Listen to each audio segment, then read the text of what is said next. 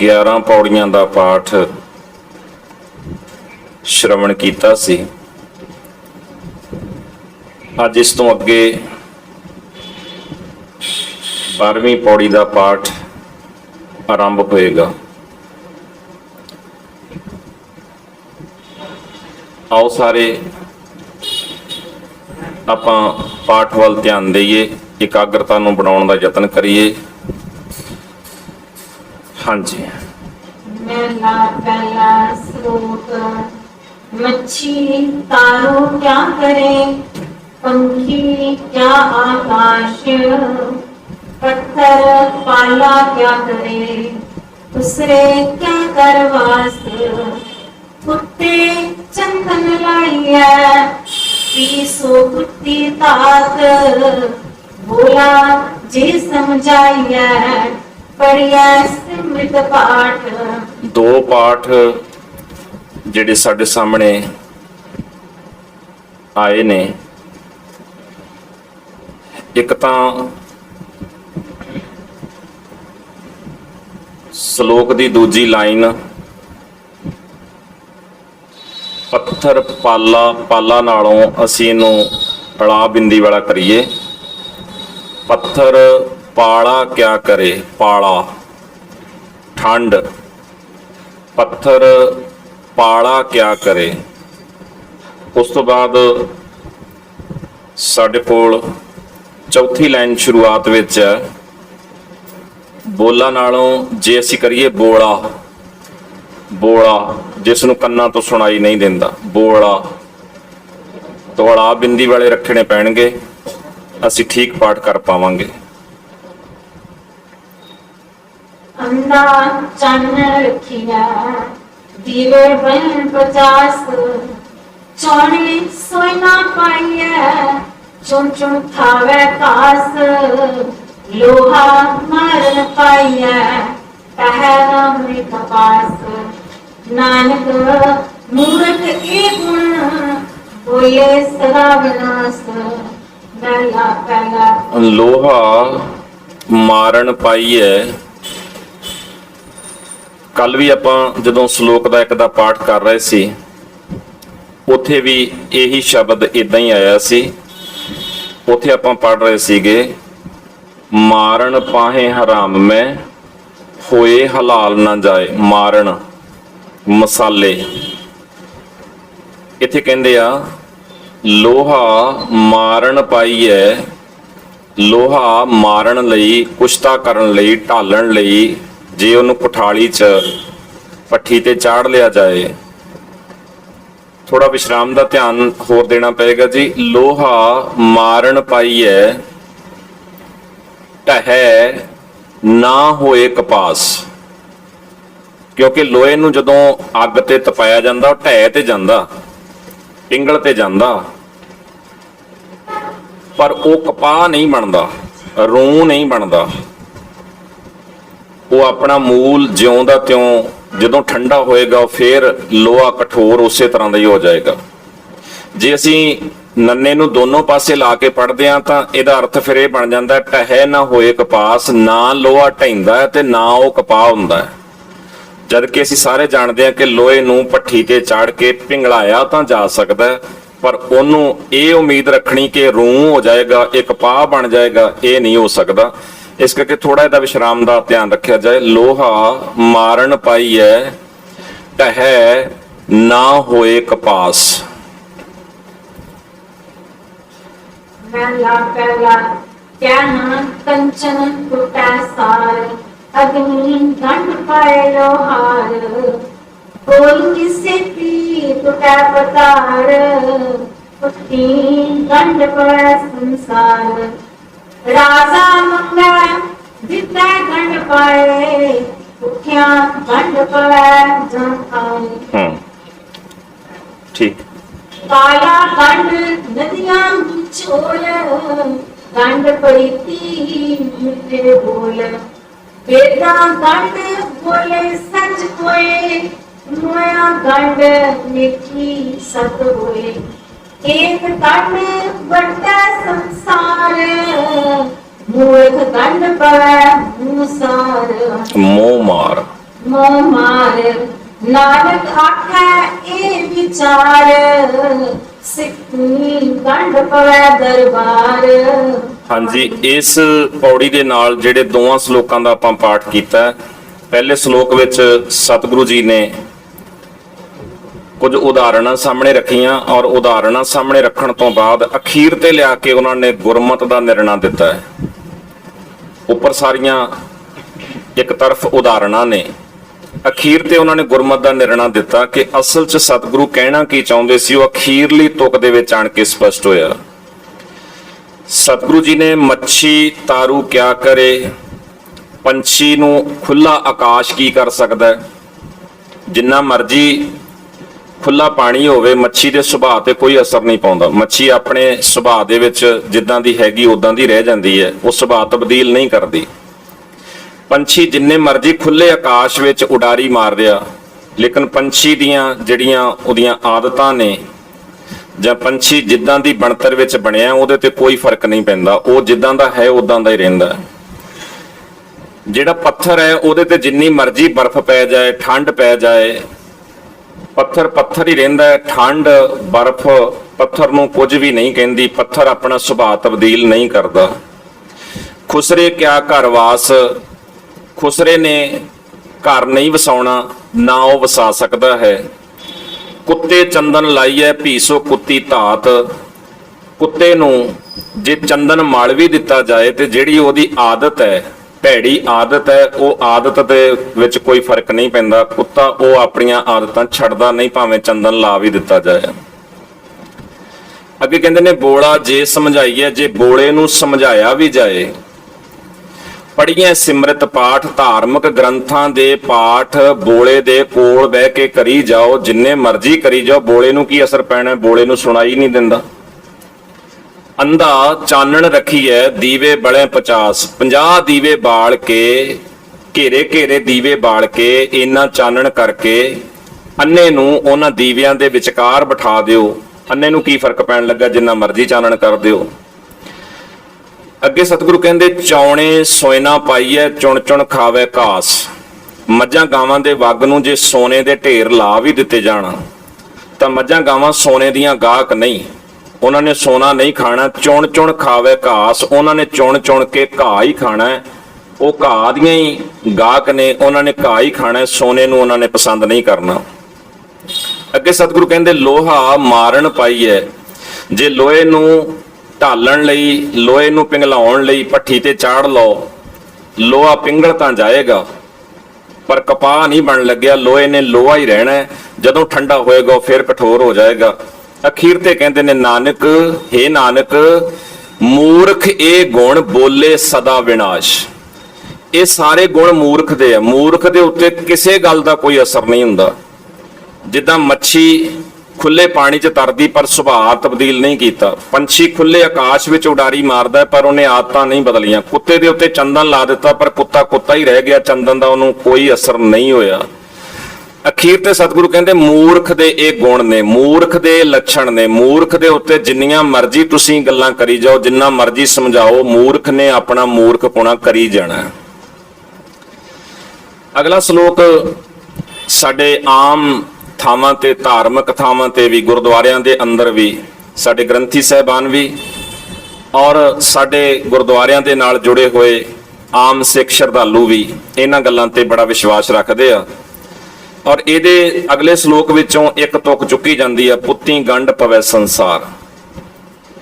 ਤਾਂ ਬਹੁਤ ਸਾਰੀਆਂ ਗੱਲਾਂ ਇਦਾਂ ਦੀਆਂ ਅਸੀਂ ਬਣਾ ਲਈਆਂ, ਸਾਡੀ ਮਾਨਸਿਕਤਾ ਇਦਾਂ ਦੀ ਬਣ ਗਈ ਕਿ ਪੁੱਤਰ ਹੋਣਾ ਚਾਹੀਦਾ ਹੈ, ਪੁੱਤਰ ਦੀ ਗੱਲ ਹੈ, ਪੁੱਤਰ ਨਾਲ ਹੀ ਸੰਸਾਰ ਤੇ ਗੰਢ ਰਹਿੰਦੀ ਹੈ। ਤਾਂ ਬਹੁਤ ਸਾਰੀਆਂ ਅਸੀਂ ਇਦਾਂ ਦੀਆਂ ਆਪਣੇ ਸਮਾਜ ਵਿੱਚ ਬੁਰਾਈਆਂ ਨੂੰ ਲੈ ਆਏ, ਜਿਹੜੀਆਂ ਬੁਰਾਈਆਂ ਇੱਕ ਵੱਡਾ ਕਲੰਕ ਬਣ ਕੇ ਸਾਡੇ ਸਮਾਜ ਦੇ ਉੱਤੇ ਲਗਾਤਾਰ ਇਸੇ ਤਰ੍ਹਾਂ ਹੀ ਸਾਨੂੰ ਦਾਗੀ ਕਰਦੀਆਂ ਰਹੀਆਂ। ਧੀ ਦੇ ਜੰਮਣ ਤੋਂ ਪਹਿਲਾਂ ਧੀ ਦਾ ਕਤਲ ਕਰਨਾ, ਧੀ ਦੇ ਜਨਮ ਵੇਲੇ ਪਰਿਵਾਰ ਦਾ ਅਫਸੋਸ ਕਰਨਾ, ਤੇ ਤਰ੍ਹਾਂ ਤਰ੍ਹਾਂ ਦੀਆਂ ਗੱਲਾਂ ਕਰਨੀਆਂ। ਇਸ ਵਾਰੀ ਰੱਬ ਚੰਗੀ ਚੀਜ਼ ਦੇ ਦਿੰਦਾ, ਰੱਬ ਨੇ ਪੱਥਰ ਮੱਥੇ ਮਾਰਿਆ, ਬੜੀਆਂ ਸਾਰੀਆਂ ਇਦਾਂ ਦੀਆਂ ਗੱਲਾਂ ਸਾਡੇ ਸਮਾਜ ਵਿੱਚ ਪ੍ਰਚਲਿਤ ਨੇ। ਔਰ ਧੀ ਦੇ ਜਨਮ ਵੇਲੇ ਸਭ ਤੋਂ ਵੱਧ, ਖਿਮਾ ਕਰਿਓ, ਆਮ ਤੌਰ ਤੇ ਸਭ ਤੋਂ ਪਹਿਲਾਂ ਘਰਾਂ ਅੰਦਰ ਵੱਡੀ ਦਾਦੀ ਮਾਂ ਇਹ ਅਫਸੋਸ ਕਰਨ ਬਹਿ ਜਾਂਦੀਆਂ ਨੇ। ਜਦੋਂ ਮਾਈਆਂ ਅਫਸੋਸ ਕਰਦੀਆਂ ਨੇ ਤਾਂ ਉਹਦੇ ਵੱਲ ਵੇਖ ਕੇ ਭਾਈ ਵੀ ਇਦਾਂ ਦੇ ਵਹਿਣ ਵਿੱਚ ਵਹਿੰਦੇ ਦੇਖੇ ਜਾ ਸਕਦੇ ਆ। ਤਾਂ ਅਸਲ 'ਚ ਇੱਥੇ ਪੁੱਤੀ ਗੰਢ ਪਵੈ ਸੰਸਾਰ, ਇਹ ਇੱਕ ਉਦਾਹਰਣ ਹੈ। ਤੁਸੀਂ ਸਾਰੇ ਸ਼ਲੋਕ ਨੂੰ ਧਿਆਨ ਨਾਲ ਦੇਖੋ। ਜੇ ਕਹਿ ਕੰਚਨ ਟੁੱਟ ਜਾਂਦਾ ਹੈ, ਕੰਚਨ ਦਾ ਅਰਥ ਹੈ ਸੋਨਾ, ਤਾਂ ਉਹਨੂੰ ਸੁਨਿਆਰ ਜਾਂ ਲੋਹਾਰ ਗੰਢ ਪਾ ਦਿੰਦਾ, ਜੋੜ ਦਿੰਦਾ। ਫਿਰ ਕਿ ਕਹਿੰਦੇ ਗੋਰੀ ਛੇਤੀ ਟੁੱਟੇ ਪਤਾਰ। ਜੇ ਦੋਵਾਂ ਜੀਆਂ ਦੇ ਵਿੱਚ ਕੋਈ ਅਣਬਣ ਹੋ ਜਾਏ ਤੇ ਔਲਾਦ ਦੀ ਖਾਤਰ ਕਈ ਵਾਰ ਉਹ ਫੇਰ ਜੁੜ ਜਾਂਦੇ ਨੇ, ਔਲਾਦ ਨੂੰ ਮੁੱਖ ਰੱਖ ਕੇ। ਪੁੱਤੀ ਦਾ ਅਰਥ ਕੱਲਾ ਪੁੱਤਰ ਨਹੀਂ, ਇੱਥੇ ਧੀ ਵੀ ਹੈ। ਪੁੱਤੀ ਗੰਢ ਪਵੈ ਸੰਸਾਰ, ਔਲਾਦ ਦੀ ਖਾਤਰ ਉਹਨਾਂ ਦਾ ਗੰਢ, ਉਹਨਾਂ ਦਾ ਜੋੜ ਫਿਰ ਪੈ ਜਾਂਦਾ ਹੈ। ਤੋ ਅੱਗੇ ਸਾਰੀਆਂ ਉਦਾਹਰਣਾਂ ਨੇ। ਅਸਲ 'ਚ ਉਦਾਹਰਣਾਂ ਦੇ ਕੇ ਸਤਿਗੁਰੂ ਨੇ ਇਹ ਪੁੱਤੀ ਗੰਢ ਪਵੈ ਸੰਸਾਰ ਇਹ ਸਿਧਾਂਤ ਨਹੀਂ, ਇਹ ਉਦਾਹਰਣ ਹੈ। ਸਤਿਗੁਰੂ ਇਹ ਸਾਰੀਆਂ ਉਦਾਹਰਣਾਂ ਦੇ ਕੇ ਅਖੀਰ ਤੇ ਆ ਕੇ ਜਿਹੜਾ ਨਿਰਣਾ ਕਰਨਾ ਚਾਹੁੰਦੇ ਆ, ਉਹ ਅਖੀਰਲੀ ਤੁਕ ਵਿੱਚ ਉਹਨਾਂ ਨੇ ਆਣ ਕੇ ਕੀਤਾ ਆ। ਜਿਵੇਂ ਪਹਿਲੇ ਸ਼ਲੋਕ ਵਿੱਚ ਵੀ ਸਾਰੀਆਂ ਉਦਾਹਰਣਾਂ ਅਖੀਰ ਤੇ ਆਣ ਕੇ ਉਹਨਾਂ ਨੇ ਆਪਣੀ ਗੱਲ ਕਹੀ, ਇਦਾਂ ਹੀ ਦੂਜੇ ਸ਼ਲੋਕ ਵਿੱਚ ਵੀ ਸਾਰੀਆਂ ਉਦਾਹਰਣਾਂ ਦੇ ਕੇ ਅਖੀਰ ਤੇ ਆਣ ਕੇ ਸਤਿਗੁਰੂ ਕਹਿੰਦੇ ਨੇ, ਨਾਨਕ ਆਖੈ ਇਹ ਵਿਚਾਰ ਸਿਫਤੀ ਗੰਢ ਪਵੈ ਦਰਬਾਰ। ਜਿੱਦਾਂ ਸੰਸਾਰ ਦੀਆਂ ਬਾਕੀ ਚੀਜ਼ਾਂ ਦਾ ਗੰਢ ਪੈ ਜਾਂਦਾ ਹੈ, ਜੋੜ ਪੈ ਜਾਂਦਾ ਹੈ, ਇਦਾਂ ਜੁੜ ਜਾਂਦੇ ਨੇ, ਇਦਾਂ ਜੁੜ ਜਾਂਦੇ ਨੇ, ਆਹ ਗੱਲ ਇੱਧਰ ਹੋ ਜਾਂਦੀ, ਇੱਧਰ ਹੋ ਜਾਂਦੀ, ਇਦਾਂ ਜੋੜ ਪੈ ਜਾਂਦਾ। ਸਤਿਗੁਰੂ ਕਹਿੰਦੇ ਜੇ ਰੱਬ ਦੇ ਦਰਬਾਰ ਵਿੱਚ ਤੁਸੀਂ ਗੰਢ ਪਾਉਣਾ ਚਾਹੁੰਦੇ ਹੋ, ਜੋੜ ਪਾਉਣਾ ਚਾਹੁੰਦੇ ਹੋ, ਆਪਣਾ ਸੰਬੰਧ ਬਣਾਉਣਾ ਚਾਹੁੰਦੇ ਹੋ, ਤਾਂ ਉਹ ਸਿਫਤਾਂ ਰਾਹੀਂ ਹੀ ਪੈ ਸਕਦਾ ਹੈ, ਹੋਰ ਕੋਈ ਉਹਦਾ ਦੂਜਾ ਤਰੀਕਾ ਨਹੀਂ ਹੈ। ਅਕਾਲ ਪੁਰਖ ਦੀਆਂ ਸਿਫਤਾਂ ਹੀ ਉਹਦੇ ਨਾਲ ਸੰਬੰਧ ਜੋੜਨ ਵਾਸਤੇ ਇੱਕ ਤਰੀਕਾ ਹੈ, ਹੋਰ ਕੋਈ ਵੀ ਤਰੀਕਾ ਇੱਥੇ ਕਾਰਗਰ ਨਹੀਂ। ਤਾਂ ਇਸ ਨੂੰ ਸਮਝਣ ਦਾ ਯਤਨ ਕਰਨਾ ਔਰ ਇਸ ਪਏ ਹੋਏ ਭੁਲੇਖੇ ਦੇ ਵਿੱਚੋਂ ਨਿਕਲਣ ਦਾ ਵੀ ਯਤਨ ਕਰਨਾ ਜੀ। ਆਪੇ ਕੁਦਰਤ ਸਾਜ ਕੇ। ਕੱਲ ਇੱਕ ਭੈਣ ਜੀ ਦਾ ਸਵਾਲ ਸੀਗਾ ਕਿ ਅਸੀਂ ਪਾਠ ਦੇ ਦੌਰਾਨ ਦੇਖਿਆ ਪੌੜੀ ਵੀ ਆ ਰਿਹਾ, ਪਵੜੀ ਵੀ ਆ ਰਿਹਾ। ਅਸੀਂ ਪਾਠ ਕਰਦੇ ਆ ਰਹੇ ਹਾਂ, ਸ਼ਲੋਕ ਮਹਿਲਾ ਪਹਿਲਾ ਵੀ ਆ ਰਿਹਾ, ਮਹਿਲਾ ਪਹਿਲਾ ਸ਼ਲੋਕ ਵੀ ਆ ਰਿਹਾ। ਤੋ ਅਸੀਂ ਇਹਨੂੰ, ਇਹ ਕੋਈ ਫਰਕ ਨਹੀਂ, ਉਹਦੇ ਅਰਥਾਂ 'ਚ ਕੋਈ ਅੰਤਰ ਨਹੀਂ। ਹਾਂ, ਸਤਿਗੁਰੂ ਦੇ ਲਿਖਣ ਸ਼ੈਲੀ ਇੰਨੀ ਕਮਾਲ ਦੀ ਹੈ, ਉਹ ਪਵੜੀ ਵੀ ਲਿਖਦੇ ਨੇ, ਪੌੜੀ ਵੀ ਲਿਖਦੇ ਨੇ, ਸ਼ਲੋਕ ਮਹਿਲਾ ਪਹਿਲਾ ਵੀ ਲਿਖਦੇ ਨੇ, ਮਹਿਲਾ ਪਹਿਲਾ ਸ਼ਲੋਕ ਉਹਨੂੰ ਦੂਜੇ ਰੋ ਕਰਕੇ ਵੀ ਇਦਾਂ ਲਿਖ ਲੈਂਦੇ ਨੇ। ਤਾਂ ਸਤਿਗੁਰੂ ਦੀ ਮਰਜ਼ੀ ਹੈ, ਜਿੱਦਾਂ ਉਹਨਾਂ ਨੂੰ ਚੰਗਾ ਲੱਗਿਆ ਉਹਨਾਂ ਨੇ ਲਿਖਿਆ। ਪਰ ਮੈਨੂੰ ਜਿਹੜਾ ਆਪਣੇ ਤੌਰ ਤੇ ਕਈ ਵਾਰੀ ਲੱਗਦਾ ਉਹ ਇਦਾਂ ਕਿ ਬਹੁਤ ਸਾਰਾ ਅਸੀਂ ਪਾਠ ਕਰਦੇ ਆ, ਸਾਨੂੰ ਜ਼ਬਾਨੀ ਤੁਕਾਂ ਯਾਦ ਹੋ ਜਾਂਦੀਆਂ, ਪਾਠ ਸ਼ਬਦ ਯਾਦ ਹੋ ਜਾਂਦੇ ਆ। ਕਈ ਵੀਰ ਭੈਣ ਇਦਾਂ ਦੇ ਆ ਕਿ ਇੱਕ ਤੁਕ ਸ਼ੁਰੂ ਕਰੋ, ਅੱਗੇ ਤੋਂ ਅੱਗੇ ਪੰਨੇ ਤੋਂ ਪੰਨੇ ਪੜ੍ਹੀ ਜਾਂਦੇ ਨੇ, ਲਗਾਤਾਰ ਪਾਠ ਕਰੀ ਜਾਂਦੇ ਨੇ, ਇੰਨਾ ਯਾਦ ਹੋਇਆ। ਤਾਂ ਕਦੀ ਕਦੀ ਇਦਾਂ ਲੱਗਦਾ ਕਿ ਬਹੁਤ ਸਾਰੇ ਸ਼ਬਦ ਜਿਵੇਂ ਗਾਵਨ ਤੁਧਨੋਂ ਪਾਉਣ ਪਾਣੀ ਬੈਸੰਤਰ 3 ਵਾਰੀ ਗੁਰੂ ਗ੍ਰੰਥ ਸਾਹਿਬ 'ਚ ਆਇਆ, 3 ਵਾਰੀ ਉਹਦੇ ਫਰਕ ਪਿਆ, ਅਰਥਾਂ 'ਚ ਨਹੀਂ ਫਰਕ, ਸਿਧਾਂਤ ਵਿੱਚ ਨਹੀਂ ਫਰਕ ਪਿਆ, ਲੇਕਿਨ ਉਹਦੀ ਬਣਤਰ ਵਿੱਚ ਫਰਕ ਪੈਂਦਾ ਰਿਹਾ। ਇਦਾਂ ਹੀ ਇੱਥੇ ਵੀ ਬਹੁਤ ਸਾਰੇ ਇਦਾਂ ਦੇ ਸਰਲੇਖ ਬਦਲੇ ਸਾਨੂੰ ਨਜ਼ਰ ਆਉਂਦੇ ਆ। ਮੈਨੂੰ ਇਦਾਂ ਲੱਗਦਾ ਕਿ ਜਿਵੇਂ ਸਤਿਗੁਰੂ ਜੀ ਨੇ ਬਹੁਤ ਸਾਰੀਆਂ ਇਦਾਂ ਦੀਆਂ ਸੰਪਾਦਨਾ ਵੇਲੇ ਉਹਨਾਂ ਨੇ ਯੁਕਤੀਆਂ ਅਪਣਾਈਆਂ, ਤਰੀਕੇ ਅਪਣਾਏ ਕਿ ਜਿਨ੍ਹਾਂ ਨੂੰ ਜ਼ਬਾਨੀ ਵੀ ਯਾਦ ਹੋ ਜਾਏ, ਅੱਖਾਂ ਮੀਟ ਕੇ ਨਾ ਪੜ੍ਹਦੇ ਜਾਣ, ਸਾਵਧਾਨ ਹੋ ਕੇ ਪੜ੍ਹਨ, ਦੇਖ ਕੇ ਪੜ੍ਹਨ ਕਿ ਅੱਗੇ ਕੀ ਆ ਰਿਹਾ। ਕਿਉਂਕਿ ਕਈ ਵਾਰੀ ਜ਼ਬਾਨੀ ਯਾਦ ਹੋ ਜਾਂਦਾ, ਫਿਰ ਅਸੀਂ ਦੇਖਣ ਦੀ ਲੋੜ ਨਹੀਂ ਸਮਝਦੇ ਤੇ ਉਦਾਂ ਹੀ ਤੁਰੇ ਜਾਂਦੇ ਆ। ਦੇਖ ਕੇ ਸਮਝ ਕੇ ਪੜ੍ਹਨ, ਰੋਕ ਕੇ ਪੜ੍ਹਨ ਕਿ ਕੀ ਅੱਗੇ ਆ ਰਿਹਾ। ਜ਼ਬਾਨੀ ਵੀ ਯਾਦ ਹੋਵੇ ਤਾਂ ਵੀ ਦੇਖ ਕੇ ਪੜ੍ਹਨਾ ਪਵੇ। ਤਾਂ ਇਦਾਂ ਲੱਗਦਾ ਕਿ ਸਤਿਗੁਰੂ ਜੀ ਨੇ ਸ਼ਾਇਦ ਕਈ ਵਾਰ ਇਦਾਂ ਵੀ ਇਸ ਤਰੀਕੇ ਨੂੰ ਵਰਤਿਆ ਹੋਵੇਗਾ। ਤਾਂ ਇਹ ਸਤਿਗੁਰੂ ਜੀ ਨੇ ਕਿਤੇ ਵੀ ਕੋਈ ਇਹਦੇ ਅਰਥਾਂ 'ਚ ਨਹੀਂ ਫਰਕ ਪਾਇਆ। ਪਵੜੀ ਵੀ ਆ ਰਿਹਾ, ਪੌੜੀ ਵੀ ਆ ਰਿਹਾ, ਔਰ ਸ਼ਲੋਕ ਮਹਿਲਾ ਪਹਿਲਾ ਆ ਰਿਹਾ, ਮਹਿਲਾ ਪਹਿਲਾ ਸ਼ਲੋਕ ਵੀ ਇਦਾਂ ਆ ਰਿਹਾ ਜੀ। ਆਪੇ ਕੁਦਰਤ ਸਾਜ ਕੇ ਆਪੇ ਕਰੇ ਵਿਚਾਰ, ਇੱਕ ਖੋਟੇ ਇੱਕ ਖਰੇ ਆਪੇ ਪਰਖਣ ਹਾਰੇ, ਖਰੇ ਖਜ਼ਾਨੇ ਪਾਈਆਂ खोटे सतियां वार वार खोटे सच्ची दरगाह सुतियां किस आज्ञा कर पुकार सतगुर पीछे पज पान एहा करनी सार वाह वाह। सतगुर खोटियों खड़े करे शब्द सवारण हार सच्ची दरगाह मनियन उनका प्रेम प्यार गणत नाही को क्या करे जो आप बख्शे करतार श्लोक महला पहला हम जेर जिमी दुनिया पीरा मसाई का राय कदाया मेरा मत बादशाह अब जो खुदाए एक तुम्ही महला पहला ना ता देव तारवा करा ना सिद्ध साधका करा अर्सिक सिद्ध कोई एक महला पहला। हाँ जी, थोड़ा जिहा ना ਅਸੀਂ ਧਿਆਨ ਰੱਖੀਏ। ਹਮ ਜ਼ੇਰ ਜ਼ਿਮੀ ਦੁਨੀਆ ਪੀਰਾਂ ਮਸ਼ਾਇਕਾਂ ਰਾਇਆਂ। ਕੁਝ ਫਾਰਸੀ ਦੇ ਅੱਖਰ ਜਾਂ ਫਾਰਸੀ ਦੇ ਉਚਾਰਨ ਇਹਨਾਂ ਸ਼ਲੋਕਾਂ 'ਚ ਆ ਰਹੇ ਨੇ। ਹਮ ਜ਼ੇਰ ਜ਼ਿਮੀ ਦੁਨੀਆ ਪੀਰਾਂ ਮਸ਼ਾਇਕਾਂ ਰਾਇਆਂ ਮੇਰਵੰਦ ਬਾਦਸ਼ਾਹਾਂ ਅਫਜ਼ੂ ਖੁਦਾਏ ਏਕ ਤੂੰ ਹੀ ਦੁਲੈਂਕੜੇ ਆ ਥੱਲੇ ਤੱਤੇ ਦੇ ਏਕ ਤੂੰ ਹੀ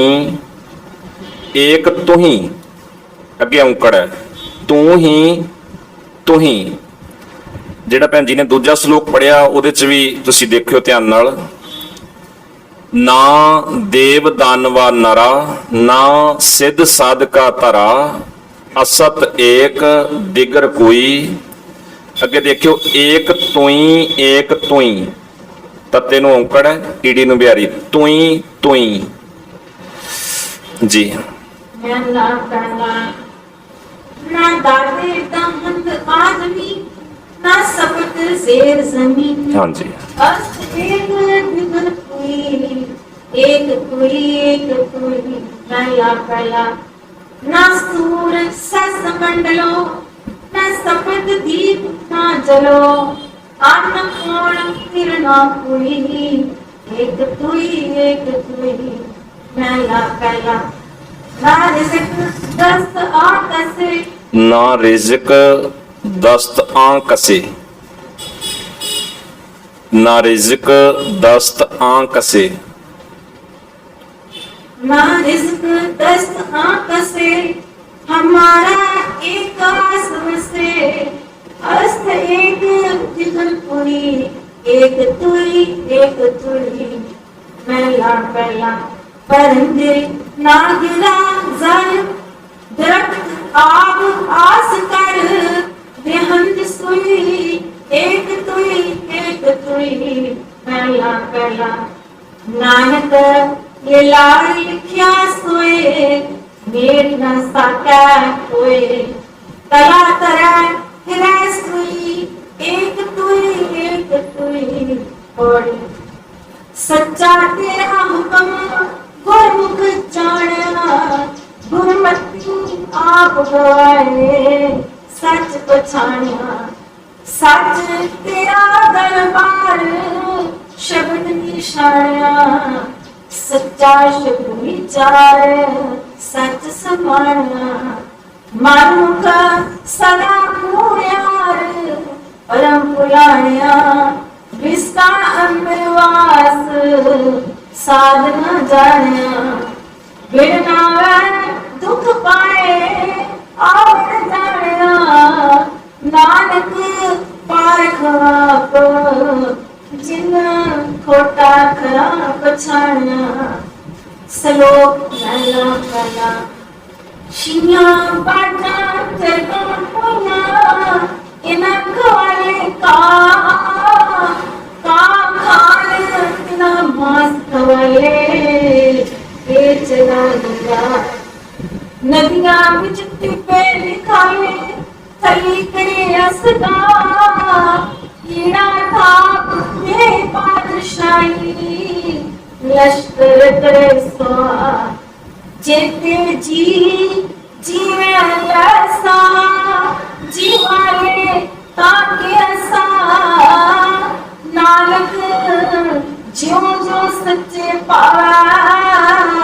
त्यों त्यों दे गिरा पहला पहला एक मांसाहारी एक तिड़ खाए एक ना चक्की अमृत पानी एक मिटिया मैं मिटिया खाऊं एक और सुमारी और सुमार एक निरंकारी नाम आधार जीवे दाता मरे न कोए नानक मुखे जाए नहीं मनुष्य पौड़ी पूरे गुर की काल कर्म कमाइया गुरमती आप गवाए नाम पियाइया दूजी कार लग जन्म गवाइया बिना सब विश्व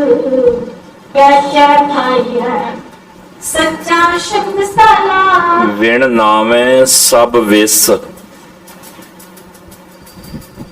बिन नामे सब विस पैचा खाइया सच्चा शब्द साला सच समाइया बिन सतगुर सेवा नाही सुख निवास फिर आइया दुनिया खोटी रास कूड़ कमाइया नानक सच करा साला पत स्यो जाइया सलोक पहला काला तुद पावे ता पावे गावे तुद पावे जगमावे जा तुद पावे ता करे बबूता सुनी नाद बजावे जा तुद पावे ता पड़े कते पा मुया शेख कहावे जा तुद पावे ता होवे राजे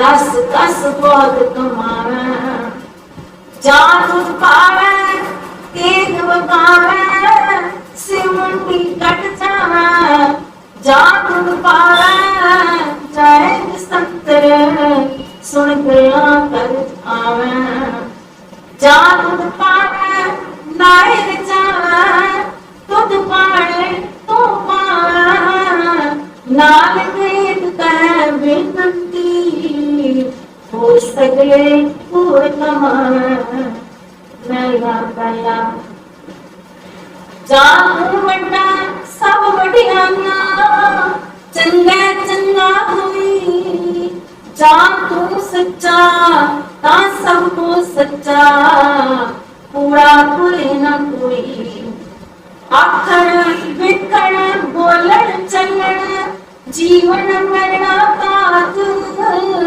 हुक्म साज हुक्म रखा नानक सच्चा आप पौड़ी सतगुर सेवक संग परम चुकाइया सतगुर आखाकार सुकार कमाइया सतगुर होए दयाल नाम ध्याइया लाहा पंथ सुसार गुरमुख पाइया मानुख कूड़ गुबार कूड़ कमाइया सच्चे दर जाए सच चवाइया सच्चा अंदर महल सच बुलाइया नानक सच सदा सचियार सच समाइया सलोक पहला पहला कल काटी राजे का साड़ी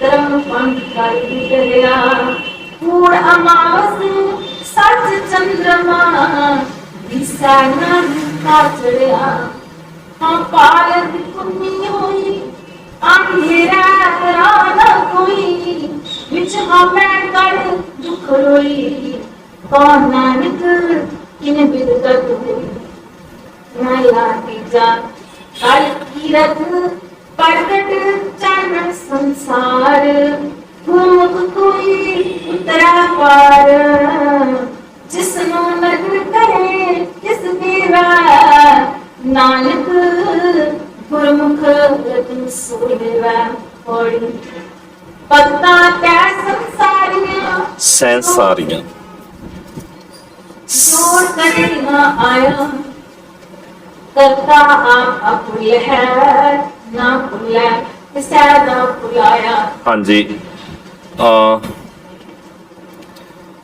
बड़ियां सारियां सुनियां सुनाइयां गल्लां, बड़े सारे भुलेखे इधरों उधरों साडे विच प्रचलित ने। सतगुरु जी ने पौड़ी उच्चारण की और ये आपां सारे जान रहे हैं कि माजकी वार गुरु नानक साहब जी दी है, पौड़ी गुरु नानक साहब जी दी है। सतगुरु जी ने 16 नंबर पौड़ी दे आरंभले बोल रखे, भगतां तै सैंसारियां जोड़ कदे ना आया। भगत ते सैंसारी आपस विच रलदे नहीं रलदे। भगतां दा अपना सुभाਅ है, सैंसारियां दा अपना सुभाਅ है। दूजी लाइन च सतगुरु कहंदे करता आप अभुल है। अभुल दा अर्थ है वह भुलदा नहीं, वह गलती नहीं करता। नाल ही कहंदे ना भुलै किसै दा भुलाया, किसे दा भुलाया भी नहीं भुलदा। ते फिर सानू पढ़दे आ, कथा कहानियां सुनदे आ, इस गल नूं हमेशा ही अपने चित्त 'च बिठा के रखना पएगा कि ਜਿਹੜੀਆਂ ਗੱਲਾਂ, ਜਿਹੜੀਆਂ ਕਥਾ ਕਹਾਣੀਆਂ ਸਾਨੂੰ ਇਸ ਪਾਸੇ ਵੱਲ ਲੈ ਕੇ ਜਾਂਦੀਆਂ ਕਿ ਜੇ ਤੂੰ ਉੱਥੇ ਭੁੱਲ ਗਿਆ ਤੇ ਹੁਣ ਲਿਖ ਦੇ, ਇਹ ਫਿੱਟ ਨਹੀਂ ਹੈਗੀਆਂ, ਗੁਰਮਤ ਦੀ ਉਲੰਘਣਾ ਕਰਦੀਆਂ ਨੇ। ਗੁਰਮਤ ਤੋਂ ਪਾਸੇ ਜਾਂਦੇ ਆ, ਕਰਤਾ ਭੁੱਲਦਾ ਹੀ ਨਹੀਂ। ਤੇ ਗੁਰੂ ਗ੍ਰੰਥ ਸਾਹਿਬ ਦੀ ਹਜ਼ੂਰੀ 'ਚ ਬਹਿ ਕੇ ਅਸੀਂ ਸੰਗਤ ਨੂੰ ਇਹ ਗੱਲ ਕਹੀਏ ਕਿ ਕੋਈ ਇਹ ਕਹਿ ਰਿਹਾ ਕਿ ਜੇ ਤੂੰ ਉੱਥੇ ਭੁੱਲ ਗਿਆ ਤਾਂ ਹੁਣ ਲਿਖ ਦੇ, ਤਾਂ ਇਹ ਗੁਰਮਤ ਦੀ ਉਲੰਘਣਾ ਆ। ਤੁਹਾਡੇ ਸਾਹਮਣੇ ਆ, ਅੱਗੇ ਵੀ ਪਾਠ ਆਏਗਾ, ਕਰਤਾ ਭੁੱਲਦਾ ਹੀ ਨਹੀਂ। ਅਸੀਂ ਇਹ ਕਹੀਏ ਜੇ ਉੱਥੇ ਭੁੱਲ ਗਿਆ, ਉਦੋਂ ਭੁੱਲ ਗਿਆ ਤਾਂ ਲੈ ਹੁਣ ਲਿਖ ਦੇ, ਇਹ ਵਾਜਬ ਨਹੀਂ ਆ। ਜਾਂ ਤੇ ਅਸੀਂ ਇਹ ਮੰਨੀਏ ਕਿ ਉਹ ਭੁੱਲਦਾ ਵੀ ਹੈ, ਗਲਤੀ ਕਰਦਾ ਵੀ ਆ, ਤੇ ਜੇ ਕਰਦਾ ਹੀ ਨਹੀਂ, ਭੁੱਲਦਾ ਹੀ ਨਹੀਂ, ਤੇ ਫਿਰ ਸਾਨੂੰ ਆਪਣੇ ਬੋਲਾਂ ਨੂੰ, ਸਾਨੂੰ ਆਪਣੇ ਇਸ ਪੜ੍ਹਨ ਲਿਖਣ ਦੇ ਢੰਗ ਨੂੰ ਠੀਕ ਕਰਨਾ ਪਏਗਾ। ਕਰਤਾ ਭੁੱਲਦਾ ਹੀ ਨਹੀਂ, ਕਰਤੇ ਤੇ ਭੁੱਲਣ ਵਾਲੀ ਗੱਲ ਫਿੱਟ ਹੀ ਨਹੀਂ ਹੈਗੀ। ਇੱਕ ਲਾਈਨ ਤਾਂ ਤੁਹਾਡੇ ਸਾਰਿਆਂ ਦੇ ਹੋਰ ਵੀ ਯਾਦ ਹੋਏਗੀ, ਭੁੱਲਣ ਅੰਦਰ ਸਭ ਕੋ ਅਭੁੱਲ ਗੁਰੂ ਕਰਤਾਰ। ਇਹ ਤਾਂ ਆਪਾਂ ਨੂੰ ਸਾਰਿਆਂ ਨੂੰ ਯਾਦ ਹੈ। ਆ ਵੀ ਪਾਠ ਸਾਡੇ ਸਾਹਮਣੇ ਇਸ ਵੇਲੇ, ਕਰਤਾ ਆਪ ਅਭੁੱਲ ਹੈ ਨਾ ਭੁੱਲੇ ਕਿਸੇ ਦਾ ਭੁਲਾਇਆ। ਕਿਸੇ ਦਾ ਭੁਲਾਇਆ ਵੀ ਨਹੀਂ ਭੁੱਲਦਾ।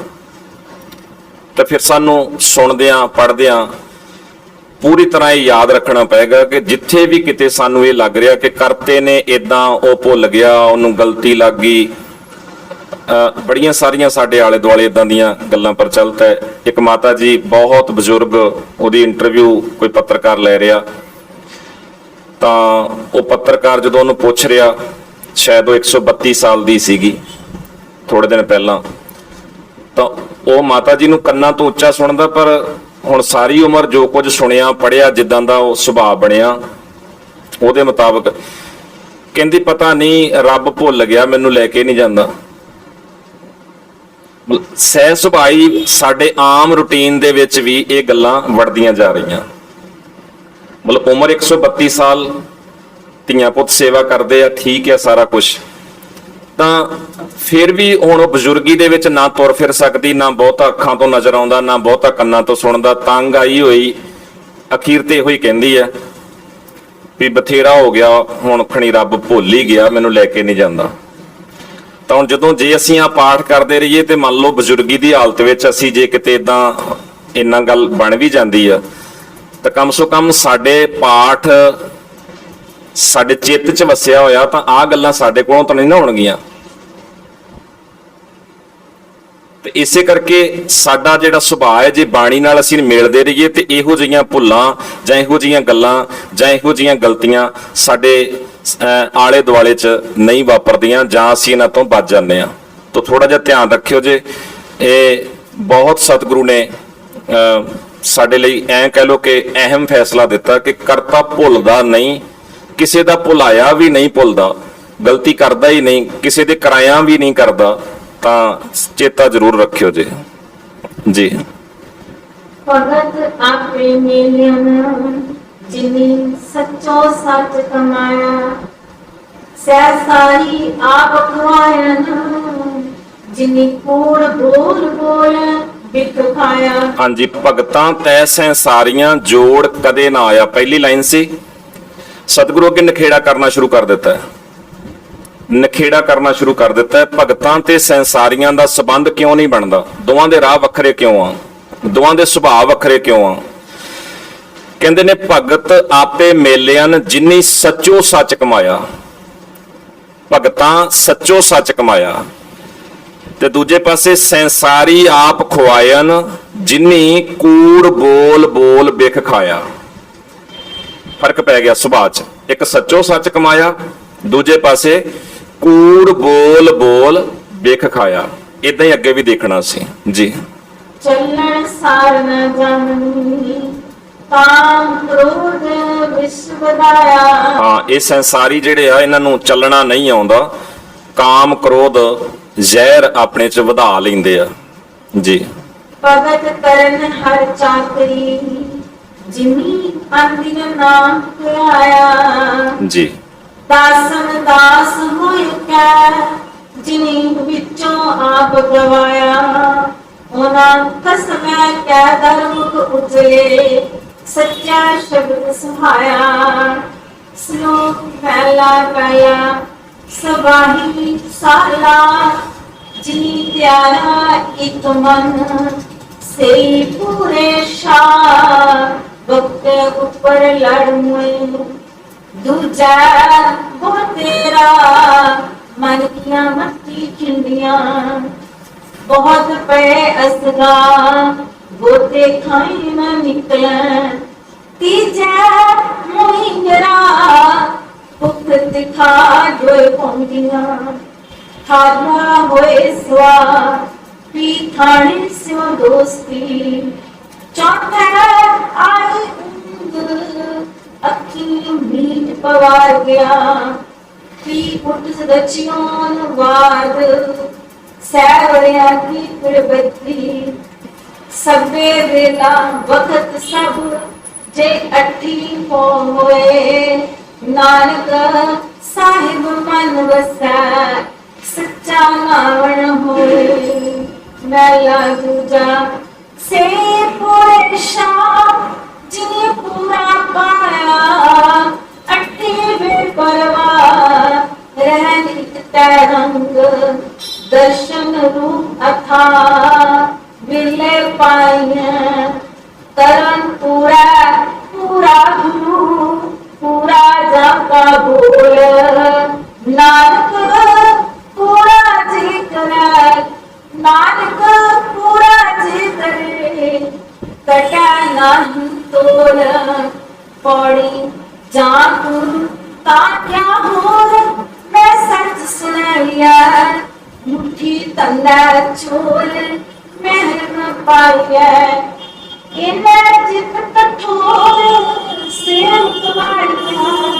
ਜਿਤ ਪਟ ਸੱਚ ਦਾ ਬਾਣੀ ਸੋ ਪੰਨ ਚੜਾਈਐ। ਕਿਉਂ ਕਰ ਪੂਰਾ ਪਟ ਤੋਲ ਚਲਾਈਐ। ਕੋਈ ਨਾ ਘਰ ਕੱਟ ਹਾਂ ਮੈਂ ਜਾਈਐ। ਲਈਨ ਖਰੀ ਪੜਕ ਦਰ ਬਿਨਾਈਐ। ਸੌਦਾ ਇੱਕ ਹਟ ਪੂਰਾ ਗੁਰ ਪਾਈਐ। ਸਲੋਕ ਪਹਿਲਾ ਦੂਜਾ ਅੱਠੀ ਪੈਰ खंड शरीर तिस विच नानक नाम एक पाए गुंदलीर करम बंदी सालाया नानक कर कर पुरपीर चौथे पैर सदा कै सुध्या पुने चाओ बिना गलियां स्यों दोस्ती मन मुख सच्चा नाम। हाँ जी, बिल्कुल ठीक है। तिन्ना दरियावां स्यों दोस्ती मन मुख सच्चा नाम। ਇਹਨੂੰ ਮਨ ਮੁਖ ਇਕੱਠਾ ਨਹੀਂ ਕੀਤਾ ਜਾ ਸਕਦਾ। ਮਨ ਵਿੱਚ ਮੁਖ ਵਿੱਚ ਦੋਵੇਂ ਥਾਈਂ ਸਿਹਾਰੀਆਂ ਲੱਗੀਆਂ ਹੋਈਆਂ। ਮਨ ਵਿੱਚ ਮੁਖ ਵਿੱਚ ਸੱਚਾ ਨਾਮ ਹੈ ਜੀ। ਉੱਥੇ ਅੰਮ੍ਰਿਤ ਵੰਡਿਆ ਤਨਵੀ ਮਲ ਬਸਾਓ ਕੰਚਨ ਕਾਣਾ ਕਸਿਆ ਬੰਨੀ ਚੜ੍ਹ ਚੜੋ ਜੇ ਹੋਵੇ ਨਦਰ ਸਰਾਪ ਕੀ ਪੌੜ ਨਾ ਪਾਏ ਤਾਮ ਸੱਚੀ ਕਰ ਸਤ ਭਲਾ ਭਈਆ ਪੜਿਆ ਪਾਸ ਉੱਥੇ ਪਾਪ ਪੁੰਨ ਵਿਚਾਰਿਆ ਕੂੜਾ ਕਟਾ ਰਾਸ। ਹਾਂਜੀ, ਪੜਿਆਂ ਕੋਲ ਬਹਿਣ ਦਾ ਮਕਸਦ ਕੀ ਆ? ਆਪਾਂ ਕੱਲ ਵੀ ਗੱਲ ਕੀਤੀ ਸੀ। ਪੜ੍ਹਾਈ ਮਾੜੀ ਨਹੀਂ, ਪੜ੍ਹਾਈ ਇੱਕ ਵੱਡਾ ਮਹੱਤਵ ਰੱਖਦੀ ਹੈ। ਸਤਿਗੁਰੂ ਨੇ ਅੱਜ ਵੀ ਸਾਡੇ ਸਾਹਮਣੇ ਬਖਸ਼ਿਸ਼ ਕਰਦਿਆਂ ਆਖਿਆ ਬਈਏ ਪੜ੍ਹਿਆਂ ਪਾਸ, ਪੜ੍ਹਿਆਂ ਪਾਸ ਬਹੁ। ਯਾਨੀ ਜਿਨ੍ਹਾਂ ਕੋਲ ਸਿਆਣਪ ਹੈ, ਅਕਲ ਹੈ, ਸਮਝ ਹੈ, ਗੁਰੂ ਦੀ ਦਿੱਤੀ ਹੋਈ ਡਾਇਰੈਕਸ਼ਨ ਨਾਲ ਚੱਲਦੇ ਨੇ, ਉਹਨਾਂ ਦੇ ਕੋਲ ਜ਼ਰੂਰ ਬਹੁ। ਬਈਏ ਪੜ੍ਹਿਆਂ ਪਾਸ, ਪੜ੍ਹਿਆਂ ਪਾਸ ਬਹਿ ਕੇ ਕਰਨਾ ਕੀ ਹੈ? ਉੱਥੇ ਪਾਪ ਪੁੰਨ ਵਿਚਾਰੀਏ, ਉੱਥੇ ਪਾਪ ਦੀ ਪੁੰਨ ਦੀ ਵਿਚਾਰ ਕਰੋ। ਇਹ ਹੋਣੀ ਆ। ਫਿਰ ਕੀ ਹੋਏਗਾ? ਦੂਜਾ ਫਾਇਦਾ, ਕੂੜੈ ਘਟੈ ਰਾਸ। ਜਿਹੜੀ ਕੂੜ ਦੀ ਰਾਸ ਹੈ ਨਾ, ਕੂੜ ਹੈ, ਇਹ ਘਟਦਾ ਜਾਏਗਾ। ਪੜ੍ਹਿਆਂ ਪਾਸ ਬਹਿੰਦਿਆਂ ਪਾਪ ਪੁੰਨ ਦੀ ਵਿਚਾਰ ਹੋਏਗੀ ਔਰ ਕੂੜ ਦੀ ਰਾਸ ਜੀਵਨ ਵਿੱਚੋਂ, ਕੂੜ ਦਾ ਪਸਾਰਾ ਜੀਵਨ ਵਿੱਚੋਂ ਘਟਦਾ ਜਾਏਗਾ, ਖਤਮ ਹੁੰਦਾ ਜਾਏਗਾ। ਹਾਂਜੀ, ਉੱਥੇ ਫੁੱਟੇ ਸੱਟੀਆਂ ਹਰੇ ਕੀਆਂ ਸ਼ਾਬਾਸ ਬੋਲਣ ਫਾਦਰ ਨਾਨਕਾ ਦੁੱਖ ਸੁੱਖ ਕਸਵੈ ਪਾਸ।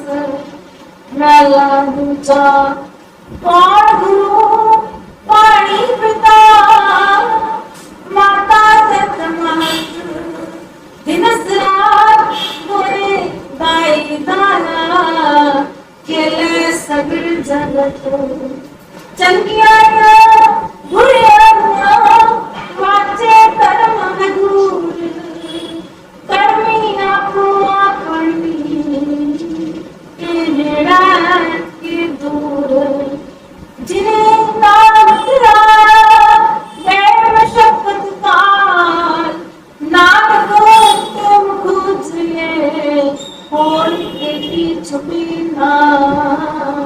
ਇਹ ਸ਼ਲੋਕ ਜਪ ਬਾਣੀ ਦੇ ਅਖੀਰ ਤੇ 38 ਪੌੜੀਆਂ ਤੋਂ ਬਾਅਦ ਵੀ ਆਇਆ ਜੀ। ਉੱਥੇ ਕਿਉਂਕਿ ਅਸੀਂ ਸਾਰੇ ਇੱਕ ਮਤ ਆ, ਉਹ ਬਾਣੀ ਜਪ ਬਾਣੀ ਗੁਰੂ ਨਾਨਕ ਸਾਹਿਬ ਜੀ ਦੀ ਆ। ਦੂਜੀ ਵਾਰੀ ਸ਼ਲੋਕ ਇਹ ਮਾਝ ਕੀ ਵਾਰ ਚ ਹੁਣ ਆਪਾਂ ਪੜਿਆ, ਪਰ ਇੱਥੇ ਸਪਸ਼ਟ ਲਿਖਿਆ ਹੋਇਆ ਮਹਿਲਾ ਦੂਜਾ। ਇਹ ਸ਼ਲੋਕ ਗੁਰੂ ਅੰਗਦ ਸਾਹਿਬ ਜੀ ਦਾ। ਤੋ ਥੋੜਾ ਜਿਹਾ ਵਿਚਕਾਰ ਉਚਾਰਨਾਂ ਦਾ ਫਰਕ ਪਿਆ। ਦਿਵਸ ਰਾਤ, ਦਿਨਸ ਰਾਤ, ਪਵਨ ਗੁਰੂ, ਪਾਉਣ ਗੁਰੂ, ਤੇ ਅਖੀਰ ਤੇ ਜਾ ਕੇ ਇੱਕ ਅੱਖਰ ਹੋਰ ਵਧਿਆ, ਹੋਰ ਕੀਤੀ ਛੁੱਟੀ ਨਾਲ। ਉਥੇ ਹੋਰ ਸ਼ਬਦ ਇੱਥੇ ਆ ਕੇ ਇੱਕ ਵੱਧ ਗਿਆ। ਬਾਕੀ ਲਗਭਗ ਸਾਰਾ ਜਿੱਦਾਂ ਜਪ ਬਾਣੀ ਚ ਹੈ ਉਸੇ ਤਰੀਕੇ ਨਾਲ ਹੀ ਸਤਿਗੁਰੂ ਨੇ ਇੱਥੇ ਵੀ ਵਰਤਿਆ। ਹਾਂਜੀ, ਸੱਚਾ ਭੋਜਨ ਪਾਓ ਸਤਿਗੁਰ ਦੱਸਿਆ ਸੱਚੇ ਹੀ ਪਤਿਆਏ ਸੱਚ ਵੀ ਦੱਸਿਆ।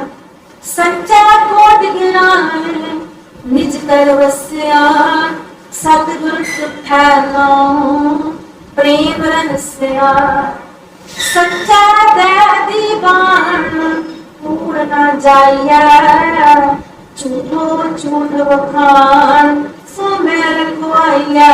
ਹਾਂਜੀ ਧਿਆਨ ਨਾਲ ਦੇਖਿਓ ਜੀ। ਪਾਠ ਅਸੀਂ ਕਰ ਰਹੇ ਹਾਂ ਸੱਚੇ ਦੈ ਦੀ ਬਾਣ। ਸੱਚੇ ਦੈ ਦੀ ਬਾਣ।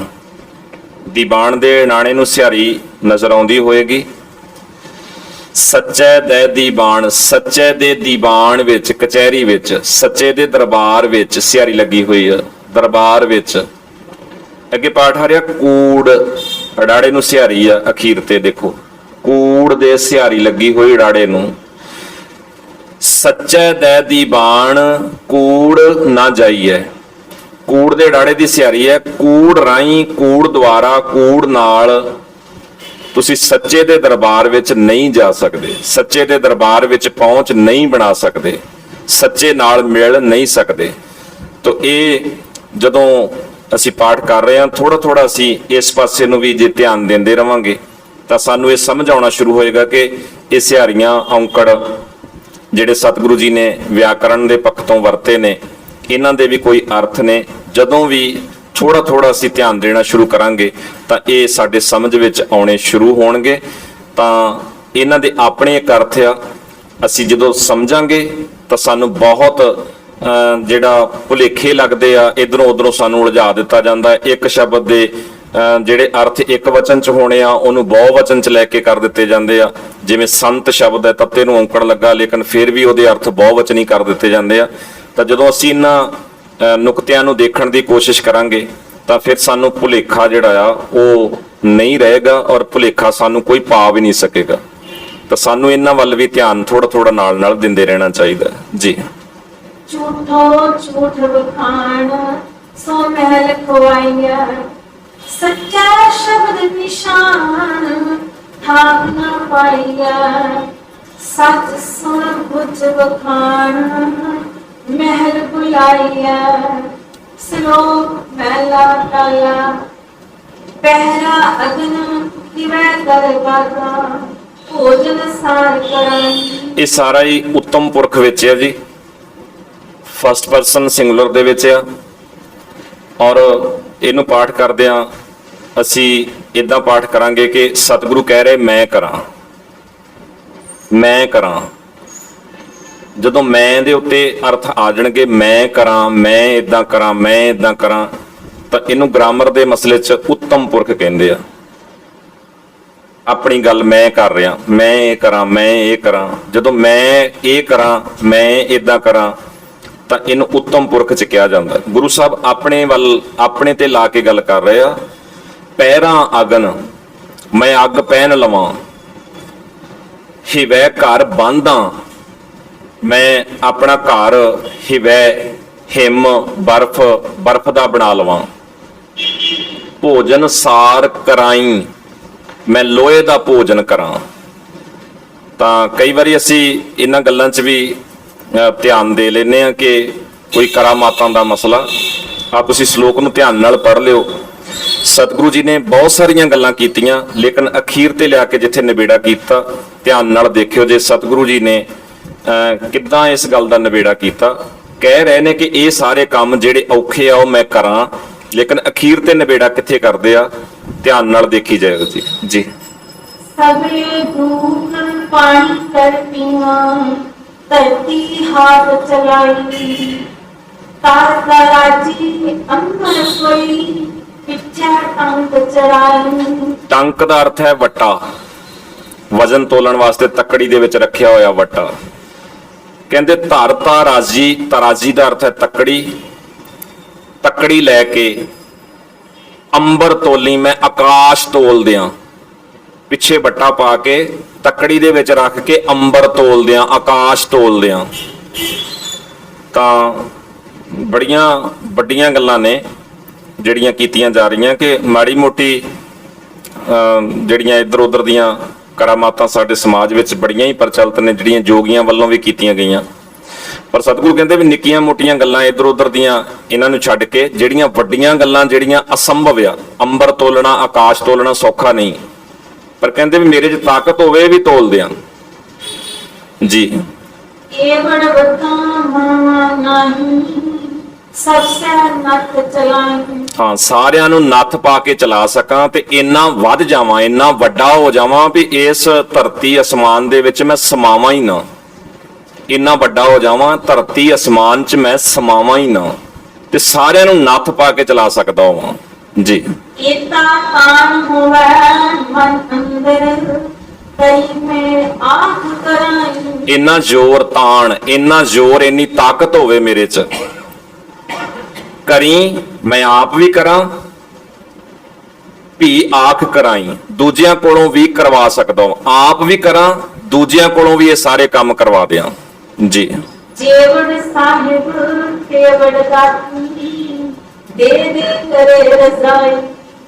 ਨਾਨਕ ਨਦਰ ਕਰੇ ਜਿਸ ਉੱਪਰ ਸੱਚ ਨਾਮ ਪੜਿਆਈ। ਪ੍ਰੋਫੈਸਰ ਸਾਹਿਬ ਸਿੰਘ ਜੀ ਨੇ ਅਖੀਰ ਤੇ ਅਰਥ ਕਰਦਿਆਂ ਨਿਬੇੜਾ ਦਿੱਤਾ। ਅਸਲ ਗੱਲ ਹੈ ਨਾਨਕ ਇਹ ਹੈ, ਜਿਸ ਬੰਦੇ ਉੱਤੇ ਮਿਹਰ ਦੀ ਨਜ਼ਰ ਕਰਦਾ ਹੈ ਉਸ ਨੂੰ ਆਪਣੇ ਸੱਚੇ ਨਾਮ ਦੇ ਰਾਹੀਂ ਵਡਿਆਈ ਬਖਸ਼ਦਾ ਹੈ। ਭਾਵ ਇਹਨਾਂ ਮਾਨਸਿਕ ਤਾਕਤਾਂ ਨਾਲੋਂ ਵੱਧ ਕੇ ਨਾਮ ਦੀ ਬਰਕਤ ਹੈ। ਇਹਨਾਂ ਮਾਨਸਿਕ ਤਾਕਤਾਂ ਨਾਲੋਂ ਵੱਧ ਕੇ ਨਾਮ ਦੀ ਬਰਕਤ ਹੈ, ਯਾਨੀ ਨਾਮ ਦੀ ਬਰਕਤ ਵੱਡੀ ਹੈ ਇਹਨਾਂ ਮਾਨਸਿਕ ਤਾਕਤਾਂ ਨਾਲੋਂ। ਤਾਂ ਇਹ ਕੰਮ ਜਾਂ ਇਹ ਗੱਲਾਂ ਸਤਿਗੁਰੂ ਦੇ ਉਪਦੇਸ਼ ਦੇ ਸਾਹਮਣੇ ਤੋਛਿਆ, ਇਹਨਾਂ ਦਾ ਕੋਈ ਮੁੱਲ ਨਹੀਂ, ਇਹਨਾਂ ਦੀ ਕੋਈ ਕੀਮਤ ਨਹੀਂ। ਇਸ ਕਰਕੇ ਸਤਿਗੁਰੂ ਨੇ ਆਪਣੇ ਘਰ 'ਚ ਇਹਨਾਂ ਚੀਜ਼ਾਂ ਨੂੰ ਪ੍ਰਵਾਨ ਹੀ ਨਹੀਂ ਕੀਤਾ। ਔਰ ਜੋਗੀਆਂ ਨੂੰ ਵੀ ਇਹ ਕਿਹਾ ਸੀ, ਤੁਸੀਂ ਰੋਜ਼ ਜਪ ਬਾਣੀ ਪੜ੍ਹਦੇ ਹੋ, ਜਪ ਬਾਣੀ ਪੜ੍ਹਦਿਆਂ ਧਿਆਨ ਆਇਆ ਹੋਏਗਾ। ਜੋਗੀਆਂ ਨੂੰ ਵੀ ਇਹੋ ਕਿਹਾ ਸੀ, ਰਿੱਧ ਸਿੱਧ ਅਵਰਾ ਸਾਧ। ਇਹ ਹੋਰ ਸਵਾਦ ਹੈ, ਧਰਮ ਦਾ ਮਸਲਾ ਨਹੀਂ ਹੈਗਾ। ਖੇਡਾਂ ਖੇਡਣੀਆਂ ਤੁਸੀਂ ਖੇਡੀ ਜਾਓ, ਪਰ ਅਸਲ 'ਚ ਇਹ ਧਰਮ ਦਾ ਮਸਲਾ ਨਹੀਂ ਹੈਗਾ ਜਿਹੜੀਆਂ ਤੁਸੀਂ ਗੱਲਾਂ 'ਚ ਪਏ ਹੋਏ ਹੋ। ਤਾਂ ਗੁਰੂ ਸਾਹਿਬ ਨੇ ਇਸ ਕਰਕੇ ਉਹਨਾਂ ਦਾ ਵੀ ਪ੍ਰਵਾਨ ਨਹੀਂ ਕੀਤਾ ਤੇ ਆਪ ਤਾਂ ਸਤਿਗੁਰੂ ਨੇ ਇਸ ਮਸਲੇ ਨੂੰ ਧਰਮ ਵਿੱਚ ਲੈ ਕੇ ਹੀ ਨਹੀਂ ਆਏ ਜੀ। ਮੈਂ ਲਾ ਦੂਜਾ ਆਖਣ ਆਖ ਨ ਰਚਿਆ, ਸੁਣਨ ਨ ਰਚੇ ਕੰਨ, ਅੱਖੀ ਦੇਖ ਨ ਰਚੀਆਂ, ਗੁਣ ਗਾਹਕ ਇੱਕ ਵੰਨ। ਭੁੱਖਿਆ ਭੁੱਖ ਨਾ ਕਰੈ, ਗਈ ਭੁੱਖ ਨਾ ਜਾਏ, ਨਾਨਕ ਭੁੱਖਾ ਕਾ ਰਜਾ, ਜਾਂ ਗੁਣ ਕਾ ਗੁਣੀ ਸਮਾਏ। ਪੜੀ ਬਿਨ ਸੱਚੇ ਸਭ ਕੂੜ ਕੂੜ ਕਮਾਈਐ, ਬਿਨ ਸੱਚੇ ਕੂੜਿਆਰ ਬੰਨ ਚਲਾਈਐ, ਬਿਨ ਸੱਚੇ ਤਨ ਛਾੜ ਛਾੜ ਰਮਾਈਐ, ਬਿਨ ਸੱਚੇ ਸਭ ਕੁਛ ਜੇ ਕਰ ਖਾਈਐ, ਬਿਨ ਸੱਚੇ ਦਰਬਾਰ ਕੂੜ ਨਾ ਪਾਈਐ। ਲਾਲਚ ਲੱਗ ਮਹਿਲ ਖੁਆਈਐ, ਸਭ ਜਗ ਠੱਗਿਓ ਠੱਗ ਆਈਐ ਜਾਈਐ। ਤਨ ਮੈਂ ਕ੍ਰਿਸ਼ਨਾ ਅਗ ਸ਼ਬਦ ਬੁਝਾਈਐ। ਜਿੱਦਾਂ ਅਸੀਂ ਪਿਛਲੀ ਇੱਕ ਪੌੜੀ ਵਿੱਚ ਵੀ ਦੇਖਿਆ, ਇੱਥੇ ਵੀ ਤੁਹਾਡੇ ਸਾਹਮਣੇ ਪਾਠ ਵੇਖਿਓ, ਗੌਰ ਕਰਿਓ। ਵਿਣ ਸੱਚੇ ਦਰਬਾਰ ਕੂੜ ਨਾ ਪਾਈਐ, ਅਰਥ ਕੀ ਬਣ ਗਿਆ? ਵਿਣ ਸੱਚੇ ਦਰਬਾਰ, ਸੱਚੇ ਦਰਬਾਰ ਤੋਂ ਬਿਨਾ ਕੂੜ ਨਾ ਪਾਈਐ, ਕੂੜ ਨਹੀਂ ਮਿਲਦਾ।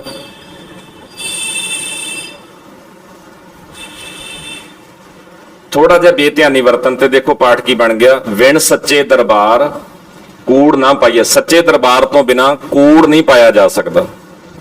ਇਹਦਾ ਮਤਲਬ ਸੱਚੇ ਦਰਬਾਰ ਚੋਂ ਕੂੜ ਮਿਲਦਾ ਨਹੀਂ। ਸਾਨੂੰ ਪਾਠ ਵੱਲ ਥੋੜਾ ਜਿਹਾ ਧਿਆਨ ਦੇਣਾ ਪਏਗਾ। ਵਿਣ ਸੱਚੇ, ਸੱਚ ਤੋਂ ਬਿਨਾ ਦਰਬਾਰ ਕੂੜ ਨਾ ਪਾਈਐ, ਸੱਚ ਤੋਂ ਬਿਨਾ ਅਕਾਲ ਪੁਰਖ ਦਾ ਦਰਬਾਰ ਕੂੜ ਦੇ ਸਿਹਾਰੀ ਹੈ, ਕੂੜ ਰਾਹੀਂ ਨਹੀਂ ਪਾਇਆ ਜਾ ਸਕਦਾ। ਤੋ ਜੇ ਥੋੜਾ ਜਿਹਾ ਪਾਠ ਅਸੀਂ ਸਮਝ ਕੇ ਕਰ ਲਾਂਗੇ ਤਾਂ ਇਹ ਸਾਡਾ ਜਿਹੜਾ ਸਤਿਗੁਰੂ ਕਹਿ ਰਹੇ ਨੇ ਉਹ ਸਾਡੇ ਸਮਝ ਵਿੱਚ ਵੀ ਆਏਗਾ, ਪਾਠ ਵੀ ਠੀਕ ਹੋ ਜਾਏਗਾ। ਤੇ ਜੇ ਨਹੀਂ ਤਾਂ ਫਿਰ ਇਦਾਂ ਹੀ ਅਸੀਂ ਪਾਠ ਜਿਹੜਾ ਅਸੀਂ ਕਹਿੰਦੇ ਹੁੰਦੇ ਆ ਕਿ ਮਤਲਬ ਖਾਨਾ ਪੂਰਤੀ, ਕਿ ਬਸ ਆ ਵੀ ਪੜਤਾ, ਆ ਵੀ ਪੜਤਾ, ਆ ਵੀ ਪੜਤਾ, ਇੰਨਾ ਪੜਤਾ, ਇੰਨਾ ਪੜਤਾ, ਤਾਂ ਉਹ ਜਿਹੜਾ ਜ਼ੋਰ ਦੇ ਕੇ ਕੰਮ ਕਰਨ ਵਾਲਾ ਸਾਡਾ ਕੰਮ ਹੈ, ਉਹਨੂੰ ਅਸੀਂ ਥੋੜਾ ਜਿਹਾ ਘਟਾ ਕੇ ਜੇ ਸਮਝ ਵਾਲੇ ਪਾਸੇ ਨੂੰ ਰੱਖੀਏ ਤਾਂ ਇਹ ਪਾਠ ਚੋਂ ਸਾਨੂੰ ਸਮਝ ਵੀ ਲੱਗੇਗਾ, ਅਰਥ ਵੀ ਸਾਡੇ ਸਹੀ ਹੋਣਗੇ। ਫਿਰ ਇੱਕ ਵਾਰੀ ਬੋਲਦਾ ਜੀ, ਵਿਣ ਸੱਚੇ ਦਰਬਾਰ ਕੂੜ ਨਾ ਪਾਈਐ। ਸਾਨੂੰ ਇਦਾਂ ਪਾਠ ਇਹਦਾ ਰੋਕ ਕੇ ਕਰਨਾ ਪਏਗਾ ਜੀ। श्लोक महला पहला। श्लोक महला पहला। नानक गुर संतोख रुख धर्म फुल फल ज्ञान रस रसया हरिया सदा पकै कर्म ध्यान पत के साध खांदार है दाना कैसे जान महला पहला। सोने का बिरख पत पर वाला फूल चले कर लाल पित फल रतन लगे मुख पाकित हृदय में हार नानक कर्म होवे मुख मस्तक लिखया होवे लेख 68 तीरथ गुर की चरणी पूजै सदा अभिषेक हंस खेत लोभ कोप चारे नदियां अग मैं रचै नानका करिए करमी लग। ਭਾਈ ਬੇਨਤੀ ਆ ਕਿ ਤੁਹਾਡੇ ਮੀਡੀਆ ਦੇ ਰਾਹੀਂ ਤੁਸੀਂ ਸਾਰਿਆਂ ਚੈਨਲਾਂ ਤੇ ਦੇਖਦੇ ਹੋ ਕਿ ਬਹੁਤ ਸਾਰੇ ਵੀਰ ਭੈਣਾਂ ਸੋਸ਼ਲ ਮੀਡੀਆ ਦੇ ਰਾਹੀਂ ਆਪਣੇ ਨਾਲ ਜੁੜੇ ਹੋਏ ਨੇ। ਤੁਹਾਡੇ ਪੱਖੇ ਦੀ ਆਵਾਜ਼ ਕਿਤੋਂ ਆ ਰਹੀ ਆ, ਉਹ ਧਿਆਨ ਨਾਲ ਚੈੱਕ ਕਰ ਲਓ ਕਿੱਥੋਂ ਆ ਰਹੀ ਆ। ਹਾਂਜੀ। पौड़ी जीवन दिया मर मार न पछोताई है झूठा ये संसार किन समझाई है सच न करे प्यार तंदरताई है काल बुरा है काल सिर दुनियाई है हुक्मी सिर जंदार मारे दाई है आपे दे प्यार मन वसाई है मोहत न कसाल लम परिय पाई है गुर कर साथी बुझ सच समाई है। श्लोक महला पहला। तुमी तुमा विस अक ततूरा निम फल। ਹਾਂਜੀ, ਇਹ ਤੁਮੀ ਤੁਮਾ ਜਾਨੀ ਇੱਕ ਹੀ ਫਲ ਹੈ। ਵੱਡੇ ਨੂੰ ਤੁਮਾ ਕਿਹਾ ਜਾਏਗਾ, ਛੋਟਾ ਫਲ ਹੈ ਤਾਂ ਤੁਮੀ ਕਿਹਾ ਜਾਏਗਾ। ਇਹਦਾ ਜ਼ਿਕਰ ਬਾਣੀ 'ਚ ਹੋਰ ਵੀ ਥਾਵਾਂ ਤੇ ਮਿਲਦਾ ਹੈ। ਕੌੜਾ ਫਲ ਹੈ, ਇੱਕ ਵੇਲ ਨੂੰ ਲੱਗਦਾ ਹੈ, ਤਾਂ ਇਹ ਦਵਾਈਆਂ ਵਗੈਰਾ 'ਚ ਜਾਂ ਪਸ਼ੂਆਂ ਵਗੈਰਾ ਨੂੰ ਦੇਣ ਲਈ ਕੌੜਾ ਆ, ਲੇਕਿਨ ਉਹਨਾਂ ਵਾਸਤੇ ਵਰਤਿਆ ਜਾਂਦਾ। ਵਿਸ ਦਾ ਅਰਥ ਹੈ ਜ਼ਹਿਰ। ਅੱਕ ਇੱਕ ਉਜਾੜ ਦੇ ਵਿੱਚ ਬਿਨਾਂ ਪਾਣੀ ਤੋਂ, ਜਿੱਥੇ ਬਰਸਾਤ ਘੱਟ ਹੁੰਦੀ ਆ, ਇਹ ਪੌਦਾ ਉੱਗਦਾ। ਧਤੂਰਾ ਇਹ ਵੀ ਅੱਕ ਵਰਗਾ ਹੀ ਇੱਕ ਇਦਾਂ ਦਾ ਪੌਦਾ ਹੈ। ਨਿੰਮ ਫਲ, ਨਿੰਮ ਸ਼ਾਇਦ ਆਪਾਂ ਸਾਰੇ ਜਾਣਦੇ ਆ, ਕਾਲੇ ਦੇ ਬਾਹਰ ਵੀ ਇੱਕ ਪੌਦਾ ਇੱਥੇ ਲੱਗਿਆ ਹੋਇਆ। ਤਾਂ ਇਹ ਸਾਰੇ ਹੀ ਜਿੰਨੇ ਇੱਥੇ ਗਿਣੇ ਗਏ ਫਲ ਹੈ, ਇਹ ਸਾਰੇ ਹੀ ਕੌੜੇ ਹੈ, ਸਾਰੇ ਹੀ ਕੌੜੇ ਹੈ, ਬਹੁਤ ਕੌੜੇ ਹੈ। ਤੁਮੀ ਤੁਮਾ ਵਿਸ ਅੱਕ ਧਤੂਰਾ ਨਿੰਮ ਫਲ। ਹਾਂਜੀ। मन मुख वसै तिस। ਹਾਂ, ਜਿਵੇਂ ਅਸੀਂ ਪਿੱਛੇ ਪਾਠ ਕੀਤਾ ਸੀ, ਮਨ ਮਨ ਵਿੱਚ, ਮੁਖ ਮੁਖ ਵਿੱਚ, ਵਸੈ ਤਿਸ। ਉਸ ਦੇ ਮਨ ਵਿੱਚ, ਮੁਖ ਵਿੱਚ ਇੰਨੀ ਕੁੜੱਤਣ ਹੈ ਜਿੰਨੀ ਇਹ ਫਲਾਂ ਦੇ ਵਿੱਚ ਹੈ, ਇਹਨਾਂ ਸਾਰੀਆਂ ਚੀਜ਼ਾਂ ਦੇ ਵਿੱਚ ਹੈ। ਉਹਦੇ ਮਨ 'ਚ, ਉਹਦੇ ਮੁਖ 'ਚ ਇੰਨੀ ਕੁੜੱਤਣ ਹੈ। मन मुख वसै तिस जिस तुम चित ना आमहि नानक कटिया किस खंडन कर्मागा हरे। महला पहला।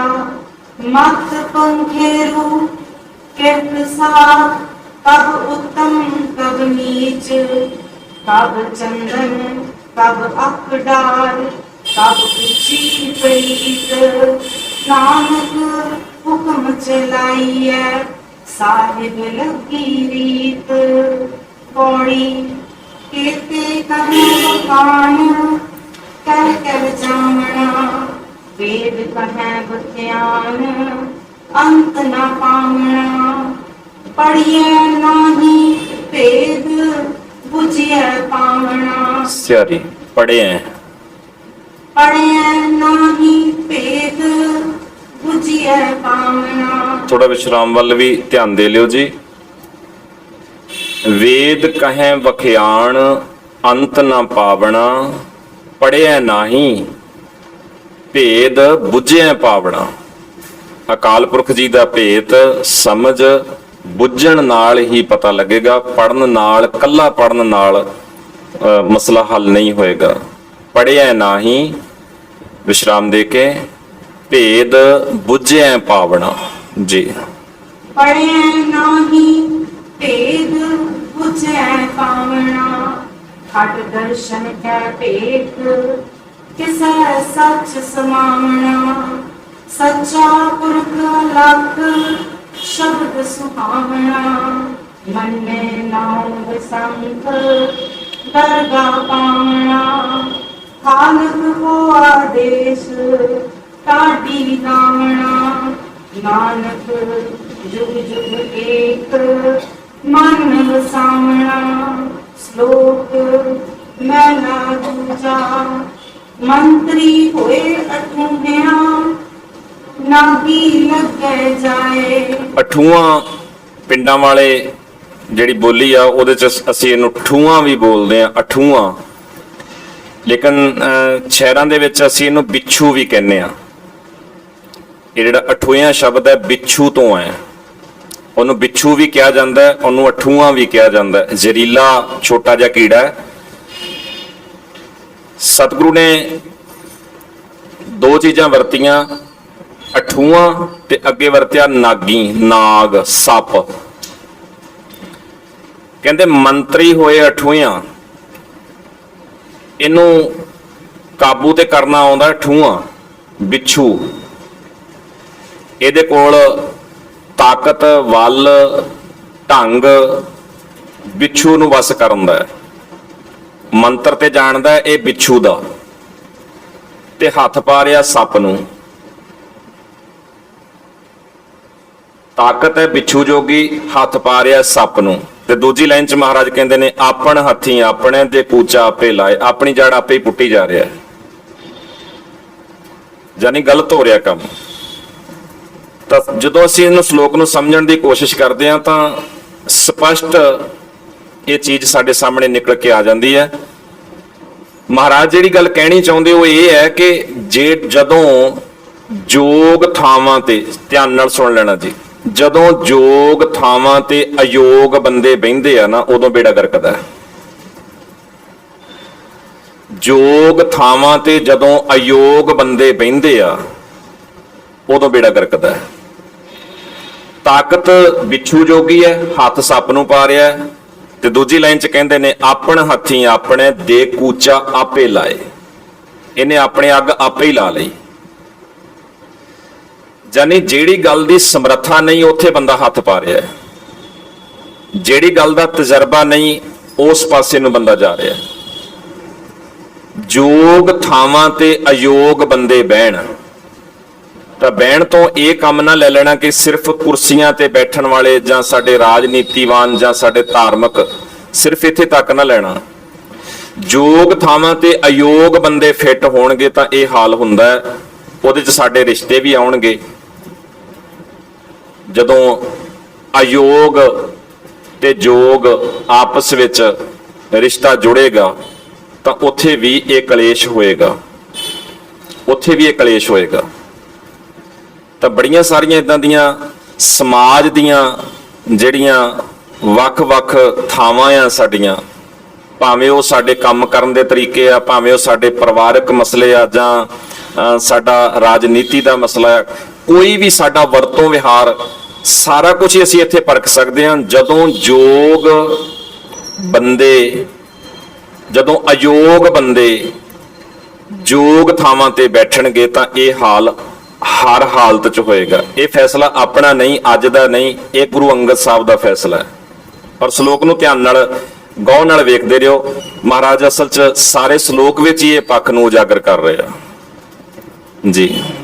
ਆਪਣ ਭਗਤੀ ਆਪਣੇ ਦੇ ਉੱਚਾ ਆਪੇ ਲਾਏ, ਹੁਕਮ ਪਿਆ ਤੁਰ ਖਸਮ ਕਾ ਅਤੀ ਨੂੰ ਧੱਕਾ ਖਾਏ।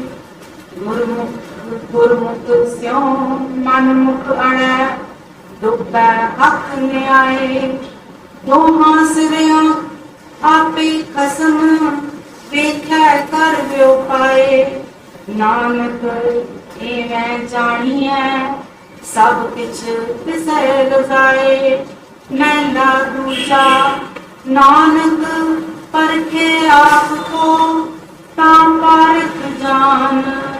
ਰੋਗ ਦਾਰੂ ਤੋਂ ਮੈਂ ਪੁੱਛੈ, ਤਾਂ ਵੈਦ ਸੁਜਾਨ। ਪਾਰਖੂ ਬੜੇ ਨੇ, ਬਹੁਤ ਪਾਰਖੂ ਨੇ। ਪਾਰਖੂਆਂ ਦੀ ਕੋਈ ਘਾਟ ਨਹੀਂ। ਹਰ ਬੰਦਾ ਆਪਣੇ ਫੀਲਡ ਵਿੱਚ ਜਿੱਥੇ ਵੀ ਕੋਈ ਕੰਮ ਕਰ ਰਿਹਾ, ਹਰ ਬੰਦਾ ਪਾਰਖੂ ਹੈ।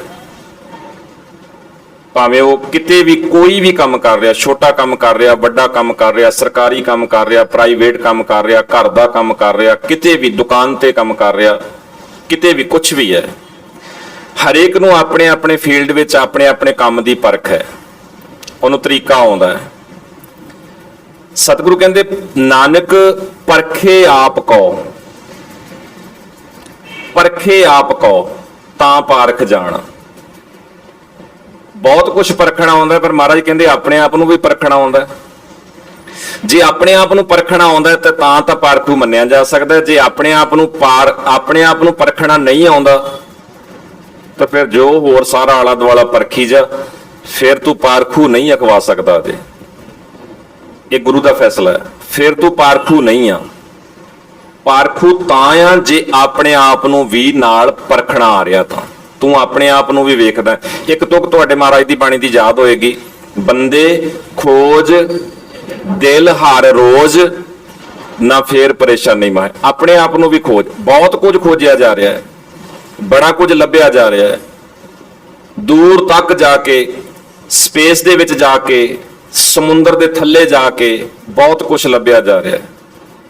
ਪਰ ਸਤਿਗੁਰੂ ਕਹਿੰਦੇ ਜਿੰਨਾ ਕੁਝ ਲੱਭਿਆ ਜਾ ਰਿਹਾ, ਜਿੰਨਾ ਪੜ੍ਹਨ ਨੂੰ ਮਿਲ ਰਿਹਾ, ਜਿੰਨੀ ਜਾਣਕਾਰੀ ਵੱਧ ਰਹੀ, ਥੋੜਾ ਜਿਹਾ ਜਾਣਕਾਰੀ ਆਪਣੇ ਬਾਰੇ ਵੀ ਰੱਖ। ਜਦੋਂ ਆਪਣੇ ਬਾਰੇ ਵੀ ਜਾਣਕਾਰੀ ਰੱਖੇਗਾ, ਬਾਬਾ ਫਰੀਦ ਸਾਹਿਬ ਨੇ ਵੀ ਇਹੀ ਕਿਹਾ ਸੀ ਨਾ, ਫਰੀਦਾ ਜੇ ਤੂੰ ਅਕਲ ਲਤੀਫ, ਕਾਲੇ ਲਿਖਣਾ ਲੇਖ, ਆਪ ਨੜੇ ਗਰੀਬਾਨ ਮੈਂ। ਸਾਰਾ ਕੁਝ ਸਿਰ ਉੱਚੇ ਥਾਂ ਤੇ ਲੱਗਾ, ਬਾਹਰ ਨੂੰ ਆਲੇ ਦੁਆਲੇ ਦੇਖਦਾ ਵੀ ਕਦੀ ਕਦੀ ਇਹ ਸਿਰ ਨੀਵਾਂ ਕਰਕੇ ਆਪਣੇ ਵੱਲ ਵੀ ਵੇਖ ਲਿਆ ਕਰ, ਇਹਦੇ ਨਾਲ ਭਲਾ ਹੋਏਗਾ, ਇਹਦੇ ਨਾਲ ਕਾਲੇ ਲੇਖ ਰੁਕ ਜਾਣਗੇ। ਇੱਕ ਥੋੜੀ ਜਿਹੀ ਬੇਨਤੀ ਆਪ ਜੀ ਨਾਲ, ਸਾਰੀ ਸੰਗਤ ਨਾਲ ਅਸੀਂ ਦਿਨ ਵੇਲੇ ਵੀ ਵਿਚਾਰ ਰਹੇ ਸੀ ਕਿ ਪਾਠ ਆਪਣੇ ਸਾਹਮਣੇ ਆ, 22 ਵਾਰਾਂ ਦਾ ਆਪਾਂ ਪਾਠ ਕਰਨਾ ਹੈ ਤੇ ਆਪਾਂ 1 ਸਤੰਬਰ ਦੀ ਸਮਾਪਤੀ ਰੱਖੀ ਹੈ। ਮੈਂ ਅੱਜ ਵੀ ਮਹਿਸੂਸ ਕਰਦਾ ਸੀਗਾ ਕਿ ਜੇ ਵਿਚਾਰ ਨੂੰ ਥੋੜਾ ਹੋਰ ਘਟਾ ਲਿਆ ਜਾਏ ਤੇ ਆਪਾਂ ਪਾਠ ਉਚਾਰਨ ਇਧਰ ਧਿਆਨ ਦੇ ਕੇ ਥੋੜਾ ਤੁਰੇ ਜਾਈਏ, ਤਾਂ ਕਿ ਆਪਾਂ 1 ਸਤੰਬਰ ਵਾਲੇ ਉਸ ਰੱਖੀ ਹੋਈ ਤਰੀਕ ਨੂੰ ਸਮਾਪਤੀ ਹੋ ਜਾਏ। ਤਾਂ ਦੂਜਾ ਇਹ ਹੈ ਕਿ ਜਿੱਦਾਂ ਅਸੀਂ ਥੋੜੀ, ਹਾਲਾਂਕਿ ਬਹੁਤਾ ਨਹੀਂ, ਪਰ ਥੋੜੀ ਅਸੀਂ ਵਿਚਾਰ ਕਰਦੇ ਜਾ ਰਹੇ ਹਾਂ ਵੀ ਇਹ ਵਿਚਾਰ ਇਦਾਂ ਹੀ ਜਾਰੀ ਰੱਖੀ ਜਾਏ ਵੀ ਜੇ ਤਰੀਕ 1 ਸਤੰਬਰ ਵਾਲੀ ਫਿਰ 2-4 ਦਿਨ ਅੱਗੇ ਵੱਧਦੀ ਆ ਤਾਂ ਕੋਈ ਇਤਰਾਜ਼ ਨਹੀਂ। ਤਾਂ ਉਹ ਆਪ ਸੰਗਤ ਦੇ ਸਲਾਹ ਨਾਲ ਹੀ ਅਸੀਂ ਕੱਲ ਤੋਂ ਦੇਖਾਂਗੇ।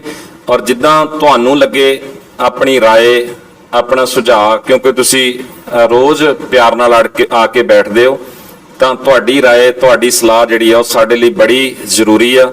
ਜਿਸ ਤਰ੍ਹਾਂ ਤੁਹਾਡਾ ਸੁਝਾਅ ਹੋਏਗਾ ਅਸੀਂ ਉਸੇ ਤਰੀਕੇ ਨਾਲ ਹੀ ਕੱਲ ਤੋਂ ਅੱਗੇ ਚੱਲਣ ਦੀ ਕੋਸ਼ਿਸ਼ ਕਰਾਂਗੇ। ਜੇ ਥੋੜਾ ਪਾਠ ਅਸੀਂ ਉਸ ਤਰੀਕੇ ਨਾਲ ਚਲੰਤ ਕਰੀ ਜਾਈਏ, ਉਚਾਰਨ ਵਿਸ਼ਰਾਮ ਇਹ ਦੇਖੀ ਜਾਈਏ ਤੇ ਵਿਚਾਰ ਨੂੰ ਥੋੜਾ ਵਿੱਚੋਂ ਘੱਟ ਕਰ ਲਈਏ, ਜਾਂ ਵਿਚਾਰ ਨੂੰ ਇਦਾਂ ਹੀ ਰੱਖੀਏ ਤੇ ਫਿਰ 1 ਸਤੰਬਰ ਜੇ ਅੱਗੇ ਪਿੱਛੇ ਗੱਲ ਜਾਂਦੀ ਆ ਤਾਂ ਸਾਨੂੰ ਉਹ ਫਿਰ ਪ੍ਰਵਾਨ ਕਰਨੀ ਪਏਗੀ। ਆਪ ਜਿੱਦਾਂ ਵੀ ਸਲਾਹ, ਜਿੱਦਾਂ ਵੀ ਸੁਝਾਅ ਦਿਓਗੇ ਉਹ ਸਾਡੇ ਸਿਰ ਮੱਥੇ ਹੋਏਗਾ ਜੀ। ਜੀ ਬਾਟ ਨ ਕਰੀ ਮਾਮਲਾ ਜਾਣੈ ਮਹਿਮਾਨ, ਮੂਲ ਜਾਣ ਗੱਲਾਂ ਕਰੇ ਖਾਣ ਲਾਏ ਖਾਣ, ਲੱਗ ਨ ਚੱਲੀ ਸੱਚ ਰਹੈ ਸੋ ਵਿਸ਼ਟ ਪਰਵਾਨ, ਸਰ ਸੰਦੇ ਆਕਾਸ਼ ਕੋ ਕਿਉਂ ਪਹੁੰਚੇ ਬਾਣ, ਅੱਗੇ ਅੱਗੇ ਉਹ ਅਗਮ ਹੈ ਵਾਹਿੰਦੜ ਜਾਣ। ਸਤਿਗੁਰੂ ਨੇ ਅਖੀਰ ਤੇ ਆਣ ਕੇ ਫੈਸਲਾ ਦਿੱਤਾ, ਆਖਣ ਲੱਗੇ ਸਰਸੰਦੇ ਆਕਾਸ਼ ਕੋ, ਜੇ ਕੋਈ ਬੰਦਾ ਤੀਰ ਆਕਾਸ਼ ਵੱਲ ਨੂੰ ਸਿੱਧਾ ਕਰਕੇ ਛੱਡੇ ਤੇ ਆਖੇ ਕਿ ਮੈਂ ਇਹ ਤੀਰ ਆਕਾਸ਼ ਵਿੱਚ ਮਾਰ ਕੇ ਛੇਕ ਕਰ ਦੇਣਾ ਹੈ, ਕੀ ਆਕਾਸ਼ ਵਿੰਨਿਆ ਜਾ ਸਕਦਾ? ਨਹੀਂ ਵਿੰਨਿਆ ਜਾ ਸਕਦਾ। ਕਹਿੰਦੇ ਕਿਉਂ ਪਹੁੰਚੈ ਬਾਣ, ਬਾਣ ਕਿਵੇਂ, ਤੀਰ ਕਿਵੇਂ ਪਹੁੰਚ ਜਾਏਗਾ ਆਕਾਸ਼ ਤੱਕ? ਤੇ ਨਾਲ ਹੀ ਕਹਿੰਦੇ ਨੇ ਅੱਗੇ ਉਹ ਅਗੰਮ ਹੈ, ਆਕਾਸ਼ ਤਾਂ ਬਹੁਤ ਦੂਰ ਹੈ, ਅਪਹੁੰਚ ਹੈ। ਵਾਹਿੰਦੜ ਜਾਣ, ਤੀਰ ਜਦੋਂ ਵੀ ਤਾਕਤ ਨਾਲ ਛੱਡਿਆ ਹੋਇਆ ਆਖਰ ਕਿਤਿਓਂ ਵੀ ਜਿੱਥੋਂ ਵੀ ਉਹ ਵਾਪਸ ਮੁੜੇਗਾ ਨਾ ਉਹ ਆਪਣੇ ਸਿਰ 'ਚ ਵੱਜੇਗਾ। ਆਕਾਸ਼ ਨੂੰ ਉਹਦੇ ਨਾਲ ਕੋਈ ਫਰਕ ਨਹੀਂ ਪੈਂਦਾ, ਆਕਾਸ਼ ਨੂੰ ਕੋਈ ਫਰਕ ਨਹੀਂ ਪੈਂਦਾ, ਆਕਾਸ਼ ਦੇ ਵਿੱਚ ਛੇਕ ਨਹੀਂ ਹੋ ਸਕਦਾ। ਹਾਂ, ਤਾਕਤ ਨਾਲ ਛੱਡਿਆ ਹੋਇਆ ਤੀਰ ਜਦੋਂ ਵੀ ਜਿੱਥੋਂ ਵੀ ਵਾਪਸ ਪਰਤੇਗਾ ਉਹ ਤੁਹਾਡੇ ਹੀ ਸਿਰ 'ਚ ਆ ਕੇ ਵੱਜੇਗਾ, ਉਹ ਕਿਤੇ ਵੀ ਆਕਾਸ਼ ਵਿੱਚ ਨਹੀਂ ਜਾ ਸਕਦਾ।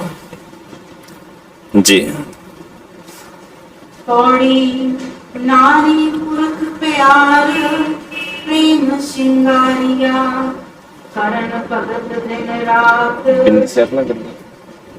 ਨਾਰੀ ਪੁਰਖ ਪਿਆਰ ਪ੍ਰੇਮ ਸ਼ਿੰਗਾਰੀਆਂ, ਨਾਰੀ ਪੁਰਖ ਪਿਆਰ ਪ੍ਰੇਮ ਸ਼ਿੰਗਾਰੀਆਂ, ਕਰਨ ਭਗਤ ਦਿਨ ਰਾਤ ਨਰਨੀ ਵਾਰੀਆਂ, ਮਹਲਾ ਮੰਜ ਨਿਵਾਸ ਸ਼ਬਦ ਸਵਾਰੀਆਂ, ਸੱਚ ਕਹਨ ਅਰਦਾਸ ਸੇ ਵਿਚਾਰੀਆਂ, ਸੋਹਨ ਕਸਮੇ ਪਾਸ ਹੁਕਮ ਸਿਧਾਰੀਆਂ, ਸਖੀ ਕਹਨ ਅਰਦਾਸ ਮਨੁ ਪਿਆਰੀਆਂ, ਬਿਨ ਨਾਨਕ ਤ੍ਰਿਗਵਾਸ ਫਿਟ ਸੋ ਜੀਵਿਆ, ਸ਼ਬਦ ਸਵਾਰੀ ਆਸ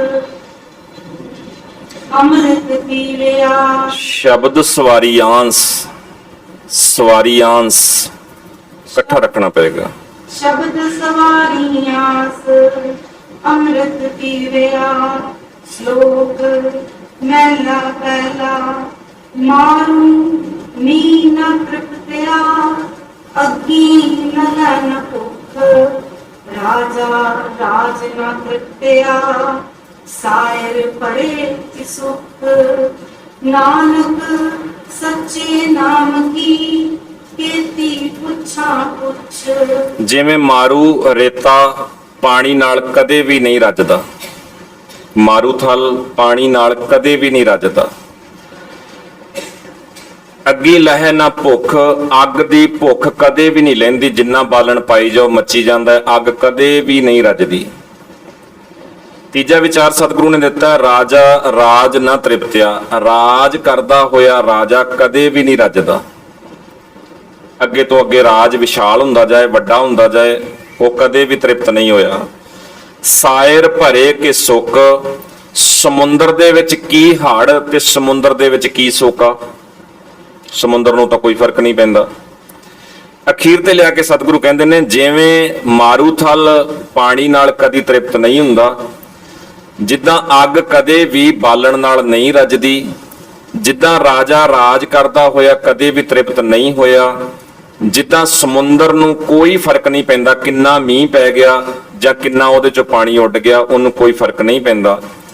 ਨਾਨਕ ਸੱਚੇ ਨਾਮ ਕੀ ਕੀਤੀ ਪੁੱਛਾਂ ਪੁੱਛ, ਜਿਹੜੇ ਗੁਰੂ ਦੇ ਉਪਦੇਸ਼ ਨੂੰ ਪਿਆਰ ਕਰਨ ਵਾਲੇ ਆ, ਨਾਮ ਨੂੰ ਪਿਆਰ ਕਰਨ ਵਾਲੇ, ਉਹਨਾਂ ਦੀ ਭੁੱਖ ਵੀ ਕਦੇ ਨਹੀਂ ਲੈਂਦੀ। ਉਹ ਸਦਾ ਹੀ ਇਸ ਅੰਮ੍ਰਿਤ ਨਾਮ ਨੂੰ ਪੀਣ ਲਈ, ਇਸ ਅੰਮ੍ਰਿਤ ਨਾਮ ਦੀਆਂ ਘੁੱਟਾਂ ਭਰਨ ਲਈ ਸਦਾ ਹੀ ਇਸੇ ਤਰ੍ਹਾਂ ਹੀ ਤਾਂਘਦੇ ਰਹਿੰਦੇ ਆ, ਉਹਨਾਂ ਦੀ ਭੁੱਖ ਵੀ ਕਦੇ ਨਹੀਂ ਮਿਟਦੀ। जी। मैला दूजा मैं फलम तस जन्मत जावत ब्रह्म न विन्दते सागरम संसारस दुर्प्रसादी करण के करण कारण समरथ है और नानक विचार कारण करते बस है जिन कल रखी तार। ਇਹ ਸ਼ਲੋਕ ਵੀ ਗੁਰੂ ਗ੍ਰੰਥ ਸਾਹਿਬ ਜੀ ਦੇ ਵਿੱਚ 2 ਵਾਰੀ ਹੈ। ਇੱਕ ਵਾਰੀ ਇੱਥੇ ਆ ਰਿਹਾ, ਇੱਥੇ ਮਹਿਲੇ ਦੂਜੇ ਦੇ ਸਿਰਲੇਖ ਹੇਠ ਆ ਰਿਹਾ। ਇੱਕ ਵਾਰੀ ਸ਼ਲੋਕ ਸੰਸਕ੍ਰਿਤੀ ਮਹਿਲਾ ਪਹਿਲਾ, ਉੱਥੇ ਦੂਜਾ ਸ਼ਲੋਕ ਹੈ। ਪੜ ਪੁਸਤਕ ਸੰਧਿਆ ਬਾਦੰ ਪਹਿਲਾ ਔਰ ਨਿਹਫਲੰ ਤਾਸਯ ਜਨਮਾਸਯ ਜਾਵਦ ਬ੍ਰਹਮ ਨ ਬਿੰਦਤੇ, ਇਹ ਦੂਜਾ ਸ਼ਲੋਕ ਉੱਥੇ ਸ਼ਲੋਕ ਸੰਸਕ੍ਰਿਤੀ ਦੇ ਵਿੱਚ ਵੀ ਹੈਗਾ ਜੀ।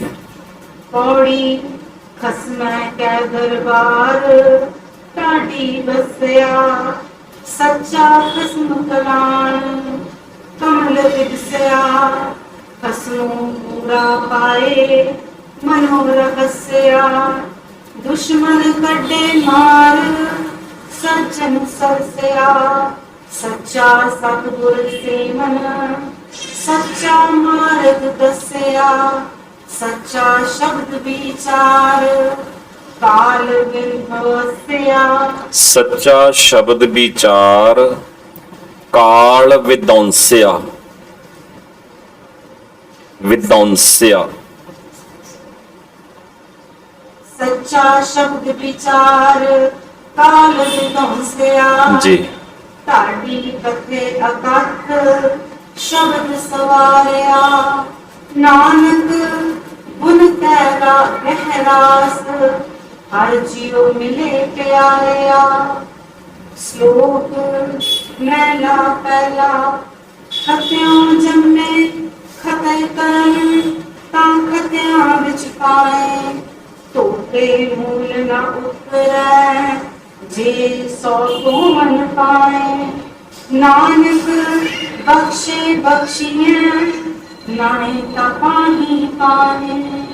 मैला पहला नानक बोलन चखना दुख छड़ मंगिया सुख सुख दुख दोए दर कपड़े पहने जाए मनुख जिथे बोलन हारिए तिथे चंगी चुप पौड़ी चारे कुंडा देख अंदर पालिया सच्चे पुरख अलख सिरजना निहालिया उजड़ खुले गुर ਵੇਖਾ ਲਿਆ। ਸੱਚੇ ਪੁਰਖ ਅਲਖ ਸਿਰਜ ਨਿਹਾਲਿਆ ਉਜੜ ਭੁੱਲੇ ਰਾਹ ਗੁਰ ਵੇਖਾ ਲਿਆ। ਉਜੜ ਭੁੱਲੇ ਰਾਹ ਗੁਰ ਵੇਖਾ ਲਿਆ ਸਤਿਗੁਰ ਸੱਚੇ ਵਾ ਸੱਚ ਸੰਭਾਲਿਆ ਪਾਇਆ ਰਤਨ ਗਲਾ ਪਾਇਆ ਰਤਨ ਘਰਾਂ ਹੂੰ पाया रतन करा दीवा पालिया सच्चा शब्द सरा सुखिए सच वालिया निडरिया डर लग गर्भ से गालिया नामू भुला जग फिरे बेतालिया। श्लोक मैला तीजा पै विच जन्मे पै मरै पी भौ मन मैं होए नानक पै विच जे मरै सहला आया सोए। मैला तीजा पै बिन जीवे बहुत बहुत खुशियां खुशी कमाए नानक पै बिन जे मरै मुँह काले उठ जाए। पौड़ी सतगुर होए दयाल ता शरदा पूरी है सतगुर होए दयाल न कबू छूरी है सतगुर होए दयाल ता दुख ना जानिए सतगुर होए दयाल ता हर रंग मानिए सतगुर होए दयाल ਤਾਂ ਜਮ ਕਾ ਡਰ ਗਿਆ, ਸਤਿਗੁਰ ਹੋਏ ਦਇਆਲ ਤਾਂ ਸਭ ਹੀ ਸੁਖ ਦੇਹਾ। ਸਤਿਗੁਰ ਹੋਏ ਦਇਆਲ ਤਾਂ ਨਮ ਨਿਧ ਪਾਈਐ, ਸਤਿਗੁਰ ਹੋਏ ਦਇਆਲ ਤਾਂ ਸੱਚ ਸਮਾਈਐ। ਸ਼ਲੋਕ ਮਹਿਲਾ ਪਹਿਲਾ। ਸਿਰ ਤੁਹਾਏ ਪਿਐ ਮਲਵਾਣੀ, ਝੂਠਾ ਮੰਗ ਮੰਗ ਖਾਣੀ। ਫੂਲ ਫਦੀਅਤ ਮੂਲੈਨ ਪੜਾਸਾ, ਪਾਣੀ ਦੇਖ ਸੰਗਾਹੀ। ਇਸ ਸ਼ਲੋਕ ਨੂੰ ਪੜ੍ਹਦਿਆਂ ਆਪ ਜੀ ਨੇ ਇਸ ਗੱਲ ਦਾ ਧਿਆਨ ਰੱਖਣਾ ਕਿ ਸ਼ਾਇਦ ਤੁਹਾਡੇ ਧਿਆਨ 'ਚ ਹੋਵੇ, ਯਾਦ ਹੋਏਗਾ, ਤੁਸੀਂ ਦੇਖਿਆ ਵੀ ਹੋਏਗਾ, ਜਿਵੇਂ ਅਸੀਂ ਆਪਣੇ ਆਪ ਨੂੰ ਕਹਿੰਦੇ ਕਿ ਅਸੀਂ ਸਿੱਖ ਹਾਂ, ਸਾਡਾ ਧਰਮ ਸਿੱਖ ਧਰਮ ਹੈ, ਜਿਵੇਂ ਇਸਲਾਮ, ਜਿਵੇਂ ਹਿੰਦੂ ਧਰਮ, ਜਿਵੇਂ ਯਹੂਦੀ ਹੈ, ਈਸਾਈ ਹੈ, ਇਵੇਂ ਭਾਰਤ ਦੇ ਵਿੱਚ ਇੱਕ ਧਰਮ ਜੈਨ ਧਰਮ ਹੈ। ਸ਼ਾਇਦ ਕਦੀ ਰਸਤੇ ਦੇ ਵਿੱਚ ਇੱਥੇ 4 5 6 ਇਕੱਠੇ ਵੀ ਤੁਰੇ ਫਿਰਦੇ ਤੁਹਾਨੂੰ ਨਜ਼ਰ ਆਉਂਦੇ ਹੋਣਗੇ, ਚਿੱਟੇ ਸਫੈਦ ਕੱਪੜੇ ਪਾਏ ਹੋਏ, ਮੂੰਹ ਦੇ ਉੱਤੇ ਪੱਟੀਆਂ ਲੱਗੀਆਂ ਹੋਈਆਂ, ਤਾਂ ਨੰਗੇ ਪੈਰੀਂ ਉਹ ਸਫ਼ਰ ਕਰਦੇ ਆਮ ਤੌਰ ਤੇ ਤੁਹਾਨੂੰ ਦਿਖਾਈ ਦੇਣਗੇ। ਤਾਂ ਉਹਨਾਂ ਦੀ ਧਰਮ ਫਿਲਾਸਫੀ, ਉਹਨਾਂ ਦੀ ਮਰਜ਼ਾਦਾ, ਉਹਨਾਂ ਦਾ ਰਹਿਣ ਸਹਿਣ, ਉਹਨਾਂ ਦਾ ਢੰਗ ਤਰੀਕਾ ਕੀ ਹੈ, ਸਤਿਗੁਰੂ ਨੇ ਇਸ ਸ਼ਲੋਕ ਵਿੱਚ ਉਹਦਾ ਜ਼ਿਕਰ ਕੀਤਾ ਹੈ। ਔਰ ਅਸੀਂ ਕੋਸ਼ਿਸ਼ ਕਰਦੇ ਹਾਂ ਕਿ ਇਸ ਸ਼ਲੋਕ ਨੂੰ ਉਸ ਤਰੀਕੇ ਨਾਲ ਜਿੱਦਾਂ ਸਤਿਗੁਰੂ ਨੇ ਕਿਹਾ, ਥੋੜਾ ਨਾਲ ਸਮਝਦੇ ਅਸੀਂ ਅੱਗੇ ਵਧੀਏ। ਜੈਨ ਮਤ ਦੇ ਵਿੱਚ ਜੋ ਕੁਝ ਆਪਣਾ ਰਹਿਣ ਸਹਿਣ, ਢੰਗ ਤਰੀਕਾ, ਆਪਣੀ ਮਰਜ਼ਾਦਾ, ਆਪਣੇ ਧਰਮ ਦਾ ਪਾਲਣ ਜਿੱਦਾਂ ਉਹ ਕਰਦੇ ਆ, ਸਤਿਗੁਰੂ ਨੇ ਬਹੁਤ ਸਾਰੀਆਂ ਗੱਲਾਂ ਇਸ ਸ਼ਲੋਕ ਦੇ ਰਾਹੀਂ ਸਾਡੇ ਸਾਹਮਣੇ ਲਿਆਂਦੀਆਂ। ਜੈਨੀਆਂ ਦੇ ਗੁਰੂ ਸਰੇਵੜੇ ਅਹਿੰਸਾ ਦੇ ਪੁਜਾਰੀ ਆ, ਤਾਜ਼ਾ ਸਾਫ਼ ਪਾਣੀ ਨਹੀਂ ਪੀਂਦੇ, ਜੀਵ ਹਿੰਸਾ ਨਾ ਹੋ ਜਾਏ ਸੱਜਰੀ ਰੋਟੀ ਪਕਾਉਂਦੇ ਨਹੀਂ, ਜੀਵ ਹਿੰਸਾ ਨਾ ਹੋ ਜਾਏ ਸੱਜਰੀ ਰੋਟੀ ਪਕਾਉਂਦੇ ਨਹੀਂ। ਆਪਣੀ ਗੰਦਗੀ ਨੂੰ, ਆਪਣੇ ਪਖਾਨੇ ਨੂੰ ਉਹ ਕਿਸੇ ਤੀਲੇ ਇਤਿਆਦਿਕ ਨਾਲ ਫਰੋਲ ਲੈਂਦੇ ਹਨ ਤਾਂ ਕਿ ਕੋਈ ਜੀਵ ਪੈਦਾ ਹੋ ਕੇ ਮਰ ਨਾ ਜਾਏ, ਸਾਡੇ ਸਿਰ ਪਾਪ ਨਾ ਲੱਗੇ। ਇਸ਼ਨਾਨ ਨਹੀਂ ਕਰਦੇ ਕਿ ਜੀਵ ਹਿੰਸਾ ਹੋਏਗੀ, ਪਾਣੀ ਦੇ ਰਾਹੀਂ ਗੰਦੇ ਰਹਿੰਦੇ ਆ। ਹਰੇਕ ਦੇ ਹੱਥ ਵਿੱਚ ਤੁਸੀਂ ਦੇਖਿਆ ਹੋਏਗਾ ਤੁਰਦਿਆਂ ਫਿਰਦਿਆਂ ਨੂੰ, ਜਾਂ ਦੁਬਾਰਾ ਕਿਤੇ ਮੌਕਾ ਬਣੇ ਤਾਂ ਉਹਨਾਂ ਨੂੰ ਦੇਖਿਓ, ਜਿਹੜਾ ਅੱਗੇ ਜਾ ਰਿਹਾ ਹੈ ਉਹਦੇ ਹੱਥ ਦੇ ਵਿੱਚ ਇੱਕ ਉੱਨ ਦਾ ਬਣਿਆ ਹੋਇਆ ਝਾੜੂ ਹੈ, ਲੰਬੀ ਡੰਡੀ, ਤਾਂ ਉਹ ਅੱਗੇ ਇਦਾਂ ਝਾੜੂ ਸੜਕ ਦੇ ਉੱਤੇ ਫੇਰਦਾ ਜਾਂਦਾ ਹੈ, ਕੋਈ ਵੀ ਕੀੜਾ ਮੇਰੇ ਪੈਰ ਥੱਲੇ ਆ ਕੇ ਮਰ ਨਾ ਜਾਏ, ਨੁਕਸਾਨ ਨਾ ਹੋਵੇ। ਅਹਿੰਸਾ ਦੇ ਪੁਜਾਰੀ ਆ, ਹਿੰਸਾ ਨਹੀਂ ਕਰਦੇ, ਤਾਂ ਕੋਈ ਕੀੜਾ ਵੀ ਪੈਰ ਥੱਲੇ ਆ ਕੇ ਨਾ ਮਰ ਜਾਏ। ਤਾਂ ਸਤਿਗੁਰੂ ਜੀ ਨੇ ਬੜੀਆਂ ਸਾਰੀਆਂ ਗੱਲਾਂ ਇਸ ਸ਼ਲੋਕ ਦੇ ਰਾਹੀਂ ਸਾਡੇ ਸਾਹਮਣੇ ਲਿਆਂਦੀਆਂ। ਜਿੱਥੇ ਅਸੀਂ ਸ਼ਲੋਕ ਪੜਾਂਗੇ, ਸਤਿਗੁਰੂ ਜੀ ਦੀ ਮੱਤ ਨੂੰ ਗ੍ਰਹਿਣ ਕਰਾਂਗੇ, ਉੱਥੇ ਨਾਲ ਸਾਨੂੰ ਪਾਠ ਕਰਦਿਆਂ ਜੈਨ ਮੱਤ ਦੀ ਜਾਣਕਾਰੀ ਵੀ ਜਿਹੜੀ ਇਸ ਸ਼ਲੋਕ ਚੋਂ ਮਿਲ ਜਾਏਗੀ ਕਿ ਜੈਨੀ ਅਸਲ 'ਚ ਕਿੱਦਾਂ ਦੇ ਆ ਤੇ ਕਿੱਦਾਂ ਰਹਿੰਦੇ ਆ। ਸਾਨੂੰ ਆਲੇ ਦੁਆਲੇ 'ਚੋਂ ਹੋਰ ਬਹੁਤਾ ਕੁਝ ਪੜ੍ਹਨ ਦੀ ਵੀ ਸ਼ਾਇਦ ਲੋੜ ਨਾ ਪਵੇ, ਕਿਉਂਕਿ ਸਤਿਗੁਰੂ ਜੀ ਦਾ ਪ੍ਰਵਾਨਿਤ ਇਹ ਵਿਚਾਰ ਜਿਹੜਾ ਬਾਣੀ ਦੇ ਵਿੱਚੋਂ ਸਾਨੂੰ ਮਿਲ ਰਿਹਾ, ਉਹ ਸਾਨੂੰ ਸਭ ਤੋਂ ਵੱਧ ਵਿਸ਼ਵਾਸ ਤੇ ਭਰੋਸੇਯੋਗ ਲੱਗਦਾ ਹੈ। ਤੇ ਇਸ ਕਰਕੇ ਸਾਨੂੰ ਇੱਥੋਂ ਇੱਕ ਵਾਰੀ ਜੈਨ ਮਤ ਬਾਰੇ ਦੇਖ ਤੇ ਜਾਣ ਲੈਣਾ ਚਾਹੀਦਾ। ਸਾਡੇ ਆਲੇ ਦੁਆਲੇ ਇਹ ਵੀ ਲੋਕ ਹੈਗੇ ਆ। ਹਾਂਜੀ, ਸਿਰ ਖੁਹਾਏ ਪੀਏ ਮਲਵਾਣੀ, ਝੂਠਾ ਮੰਗ ਮੰਗ ਖਾਹੀ। ਇਹ ਸਰੇਵੜੇ ਜੀਵ ਹਿੰਸਾ ਦੇ ਵਹਿਮ ਦੇ ਕਾਰਨ ਸਿਰ ਦੇ ਵਾਲ ਪੁੱਟ ਲੈਂਦੇ ਆ। ਜਦੋਂ ਕਿਸੇ ਨੂੰ ਜੈਨੀ ਬਣਾਉਣਾ ਹੈ ਤਾਂ ਹੱਥਾਂ ਨੂੰ ਸਵਾਹ ਲਾ ਕੇ ਉਹ ਕੱਲਾ ਵਾਲ ਉਹਦਾ ਸਿਰ ਚੋਂ ਪੁੱਟਦੇ ਆ। ਹੱਥਾਂ ਨੂੰ ਸਵਾਹ ਲਾ ਕੇ ਕੱਲਾ ਵਾਲ ਪੁੱਟੀ ਜਾਂਦੇ ਆ ਤੇ ਉਹਨੂੰ ਇਹ ਮੰਤਰ ਦਾ ਜਾਪ ਕਰਾਈ ਜਾਂਦੇ ਆ, ਅਬ ਦੁੱਖ ਫੇਰ ਸੁੱਖ, ਅਬ ਦੁੱਖ ਫੇਰ ਸੁੱਖ, ਕਿਉਂਕਿ ਵਾਲ ਪੁੱਟੇ ਜਾਣਗੇ ਤਾਂ ਪੀੜ ਤਾਂ ਹੋਏਗੀ। ਤਾਂ ਉਹਨੂੰ ਕਹੀ ਜਾਂਦੇ ਅਬ ਦੁੱਖ ਫੇਰ ਸੁੱਖ, ਅਬ ਦੁੱਖ ਫੇਰ ਸੁੱਖ। ਤਾਂ ਉਹ ਸਾਰੇ ਵਾਲ ਸਿਰ ਦੇ ਜਿਹੜੇ ਆ ਉਹ ਪੁੱਟ ਦਿੰਦੇ ਆ। ਤਾਂ ਵਾਲ ਪੁੱਟੇ ਜਾਣਗੇ ਤਾਂ ਸਿਰ 'ਚ ਫੋੜੇ ਫਿੰਸੀਆਂ ਇਤਿਆਦਿਕ ਹੋਣ ਦਾ ਪੂਰਾ ਚਾਂਸ ਹੈ। ਤਾਂ ਉਹ ਸਾਰਾ ਕੁਝ ਵੀ ਬਰਦਾਸ਼ਤ ਕਰ ਜਾਂਦੇ ਆ। ਸਤਿਗੁਰੂ ਕਹਿੰਦੇ ਸਿਰ ਖੁਹਾਏ, ਸਿਰ ਖੋਹ ਲੈਂਦੇ ਆ। ਪੀਏ ਮਲਵਾਣੀ, ਮੈਲਾ ਪਾਣੀ ਪੀਂਦੇ ਆ। ਝੂਠਾ ਮੰਗ ਮੰਗ ਖਾਹੀ, ਮੰਗ ਕੇ ਖਾਂਦੇ ਆ, ਆਪਣਾ ਪਕਾ ਕੇ ਨਹੀਂ ਖਾਂਦੇ ਜੀ। ਫੂਲ ਫਦੀਹਤ ਮੋਲੈਨ ਪਰਾਸਾ, ਪਾਣੀ ਵੇਖ ਸੰਗਾਹੀ। ਹਾਂ, ਆਪਣੇ ਪਖਾਨੇ ਨੂੰ, ਆਪਣੀ ਗੰਦਗੀ ਨੂੰ ਆਪ ਫਰੋਲ ਲੈਂਦੇ ਆ, ਉਹਦੀ ਗੰਦੀ ਹਵਾੜ ਸੁੰਘਦੇ ਆ। ਤਾਂ ਇਹ ਇਦਾਂ ਦੀ ਕਿਰਿਆ ਜਿਹੜੀ ਆ ਉਹ ਆਪਣੇ ਜੀਵਨ 'ਚ ਨਿਭਾਉਂਦੇ ਆ ਤੇ ਇਹਨੂੰ ਸਮਝਦੇ ਆ ਕਿ ਅਸੀਂ ਧਰਮ ਨਿਭਾ ਰਹੇ ਆ, ਕਿਉਂਕਿ ਕਿਤੇ ਵੀ ਕੋਈ ਕੀੜਾ ਪੈਦਾ ਹੋ ਕੇ ਸਾਡੀ ਵਜ੍ਹਾ ਨਾਲ ਮਰ ਨਾ ਜਾਏ, ਜੂਆਂ ਨਾ ਮਰ ਜਾਣ। ਤਾਈਓ ਵਾਲ ਪੁੱਟ ਦਿੰਦੇ ਨੇ, ਗੰਜਾ ਕਰ ਲੈਂਦੇ ਨੇ ਸਿਰ। ਇਹੋ ਜੀ ਹਾਲਤ ਵਿੱਚ ਉਹ ਰਹਿੰਦੇ ਨੇ ਜੀ।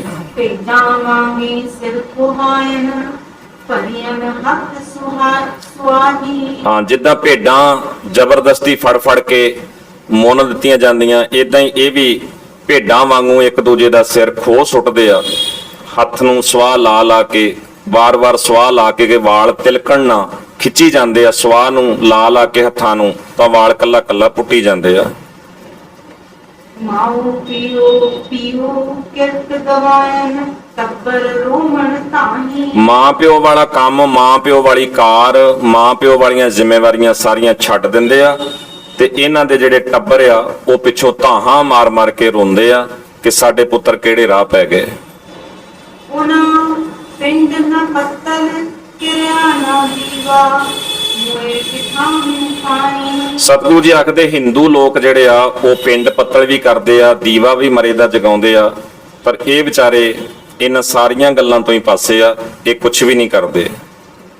68 ਤੀਰਥ ਦੀਨ ਨਾ ਢੋਈ, ਬ੍ਰਾਹਮਣ ਅੰਨ ਨਾ ਖਾਣੀ। 68 ਤੀਰਥ ਵੀ ਇਹਨਾਂ ਨੂੰ ਢੋਈ ਨਹੀਂ ਦਿੰਦੇ, ਕਿਉਂਕਿ 68 ਤੀਰਥਾਂ ਤੇ ਹਿੰਦੂ ਸਿਸਟਮ ਦੇ ਅੰਦਰ ਪਵਿੱਤਰਤਾ ਦਾ ਢੰਡੋਰਾ ਆ। ਇਹ ਤਾਂ ਨਹਾਉਂਦੇ ਹੀ ਨਹੀਂ, ਇਹ ਤੇ ਹੈ ਹੀ ਗੰਦੇ ਆ।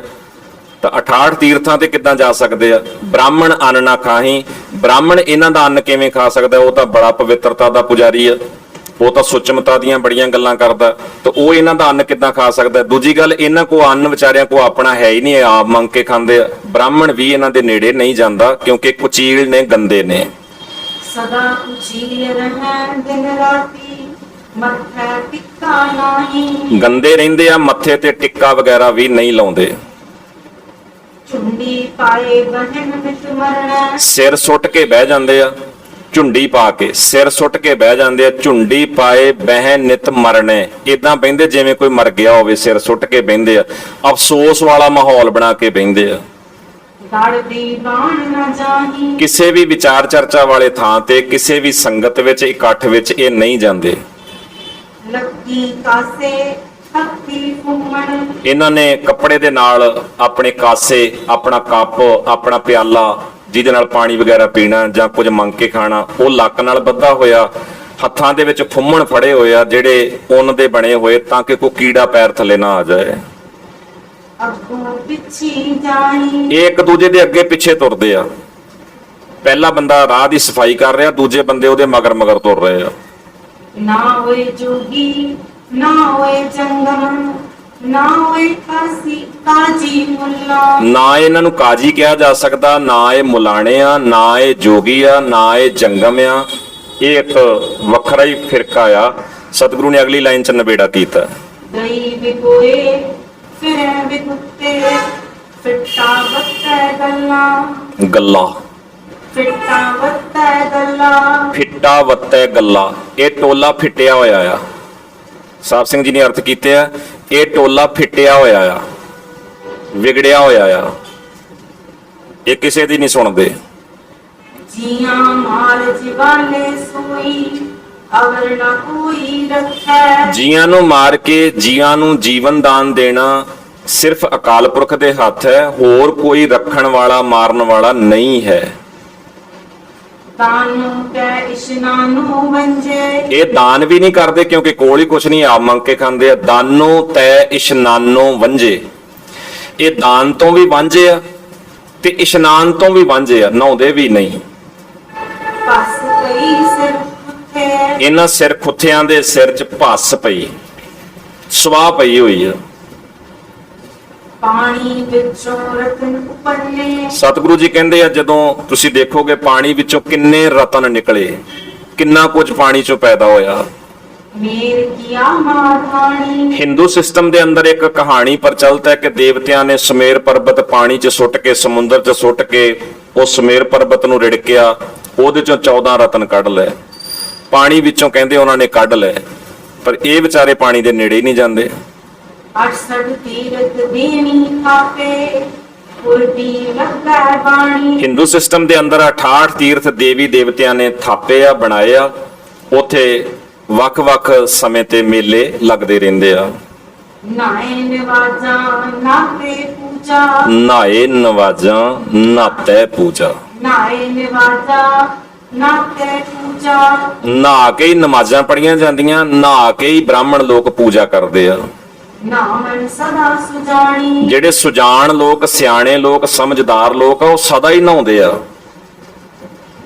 ਮੋਇਆ ਜੀਵਨ ਦੇ ਆਗਤ ਹੋਵੇ ਜਾਂ ਸਿਰ ਪਾਈਏ ਪਾਣੀ। ਜੰਮਣ ਤੋਂ ਲੈ ਕੇ ਸਾਰੀ ਜ਼ਿੰਦਗੀ ਮਰਨ ਤੱਕ ਬੰਦਾ ਸਵਸਥ ਰਹਿੰਦਾ ਹੈ, ਠੀਕ ਰਹਿੰਦਾ ਹੈ ਜਦੋਂ ਸਿਰ 'ਚ ਪਾਣੀ ਪਾਉਂਦਾ ਹੈ।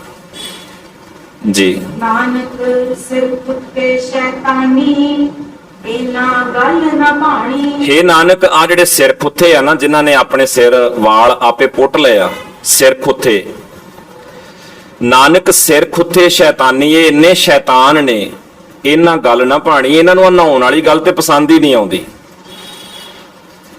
ਉੱਠੈ ਹੋਏ ਬਿਲਾਵਲ। ਮੀਂਹ ਵਰਦਾ ਆ, ਉੱਠੈ, ਮੀਂਹ ਵਰਨ ਨਾਲ, ਮੀਂਹ ਪੈਣ ਨਾਲ ਹੋਏ ਬਿਲਾਵਲ, ਹਰਿਆਵਲ ਹੁੰਦੀ ਆ, ਫੁੱਲ ਬੂਟੇ ਘਾਹ ਪੌਦੇ ਸਭ ਕੁਝ ਹਰਿਆ ਭਰਿਆ ਹੋ ਜਾਂਦਾ। ਜੀਆਂ ਜੁਗਤ ਸਮਾਣੀ। ਕਿੰਨੇ ਜੀਆਂ ਦੀ ਜੁਗਤੀ ਇਸੇ ਮਸਲੇ 'ਚ ਸਮਾਈ ਹੋਈ ਆ। ਕਿੰਨੇ ਜੀਵਾਂ ਨੂੰ ਘਾਹ ਪੱਠੇ ਇਤਿਆਦਿਕ ਮਿਲਦਾ, ਕਿੰਨਾ ਕੁਝ ਉਹਨਾਂ ਨੂੰ ਖਾਣ ਪੀਣ ਨੂੰ ਮਿਲਦਾ ਜਦੋਂ ਮੀਂਹ ਪੈਂਦਾ।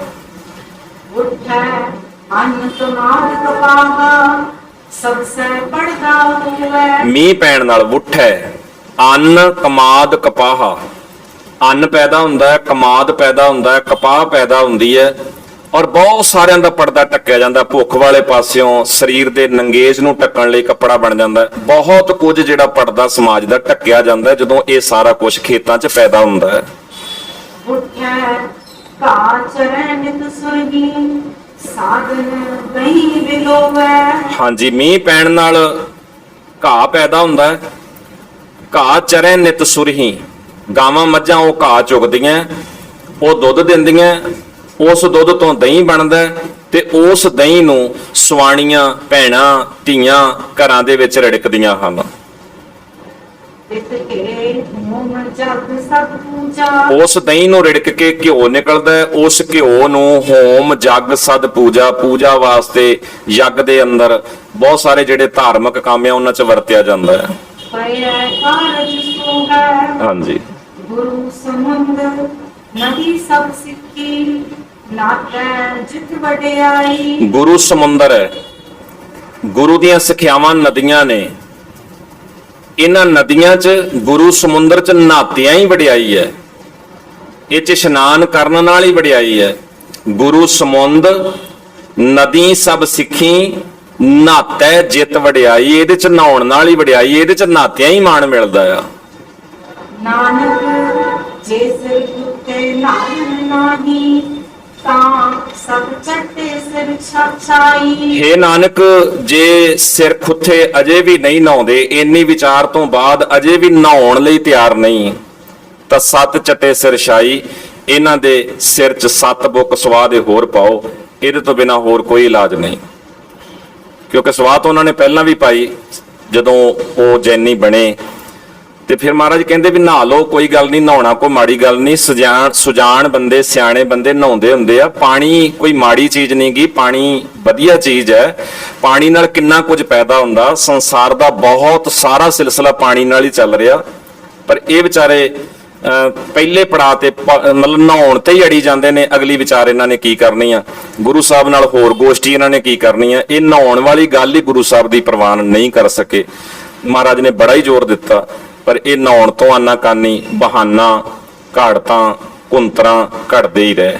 ਤੋ ਅਸੀਂ ਆਪਣੇ ਟਾਈਮ ਨੂੰ ਧਿਆਨ ਚ ਰੱਖਦਿਆਂ ਜੀ ਇੱਥੇ ਹੀ ਇਸ ਸ਼ਲੋਕ ਤੇ ਅੱਜ ਦੀ ਸਮਾਪਤੀ ਕਰ ਲੈਂਦੇ ਆ। ਫਿਰ ਅੱਗੇ ਕੱਲ ਦਾ ਪਾਠ ਪੌੜੀ ਤਾਂ ਇੱਕ ਹੀ ਰਹਿ ਗਈ ਜੀ, ਬਾਕੀ ਇਹ ਆ ਕਿ ਸੰਗਤ ਦਾ ਤੁਹਾਡੇ ਵੱਲੋਂ ਹਾਂ ਚਾਹੀਦੀ, ਅਸੀਂ ਪੜ੍ਹ ਦਿੰਨੇ ਜੀ। ਪੜ੍ਹ ਦਈਏ ਜੀ? ਠੀਕ ਹੈ ਜੀ। मैला दूजा अग्नि पाला के करे, ਪਾਲਾ अग्नि पाला के करे, सूरज की नी रात, चंद अनेरा के करे, कौन पानी क्या जात, धरती चीची के करे, जिस विच सब किछ होए, नानक तां पद जानिए, जां पद रखै सोए। पौड़ी तुद सच्चे सुबहान सदा कलाणया, तू सच्चा दीवान होर आमण जाणया। सच च मंगे दान सिख दे गया, सच तेरा फुरमान शब्दे सोहया। मने ज्ञान ध्यान तुदे पे पाया, कर्म पवै निशान न चलै चलाया। तू सच्चा दातार नित देवै चढ़ै सवाया, नानक मंगै दान जो तुद पाया। श्लोक मैला दूजा विद्या आप बुझाया, सिद्धि सच समयो, बिन को क्या उपदेशिया, जिन गुर नानक देओ। मैला पहला आप बुझाए सोई पूछै, जिस आप सुझाए तिस सब किछ सुझै।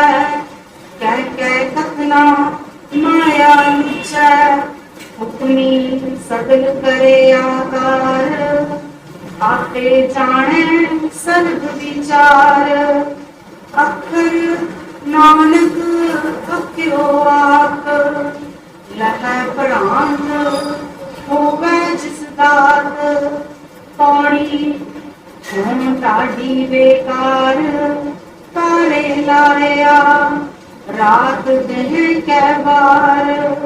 तुरो फुरमाया टाढ़ी सच्चा महल, कसम बुलाया सच्ची सिफ्त साला।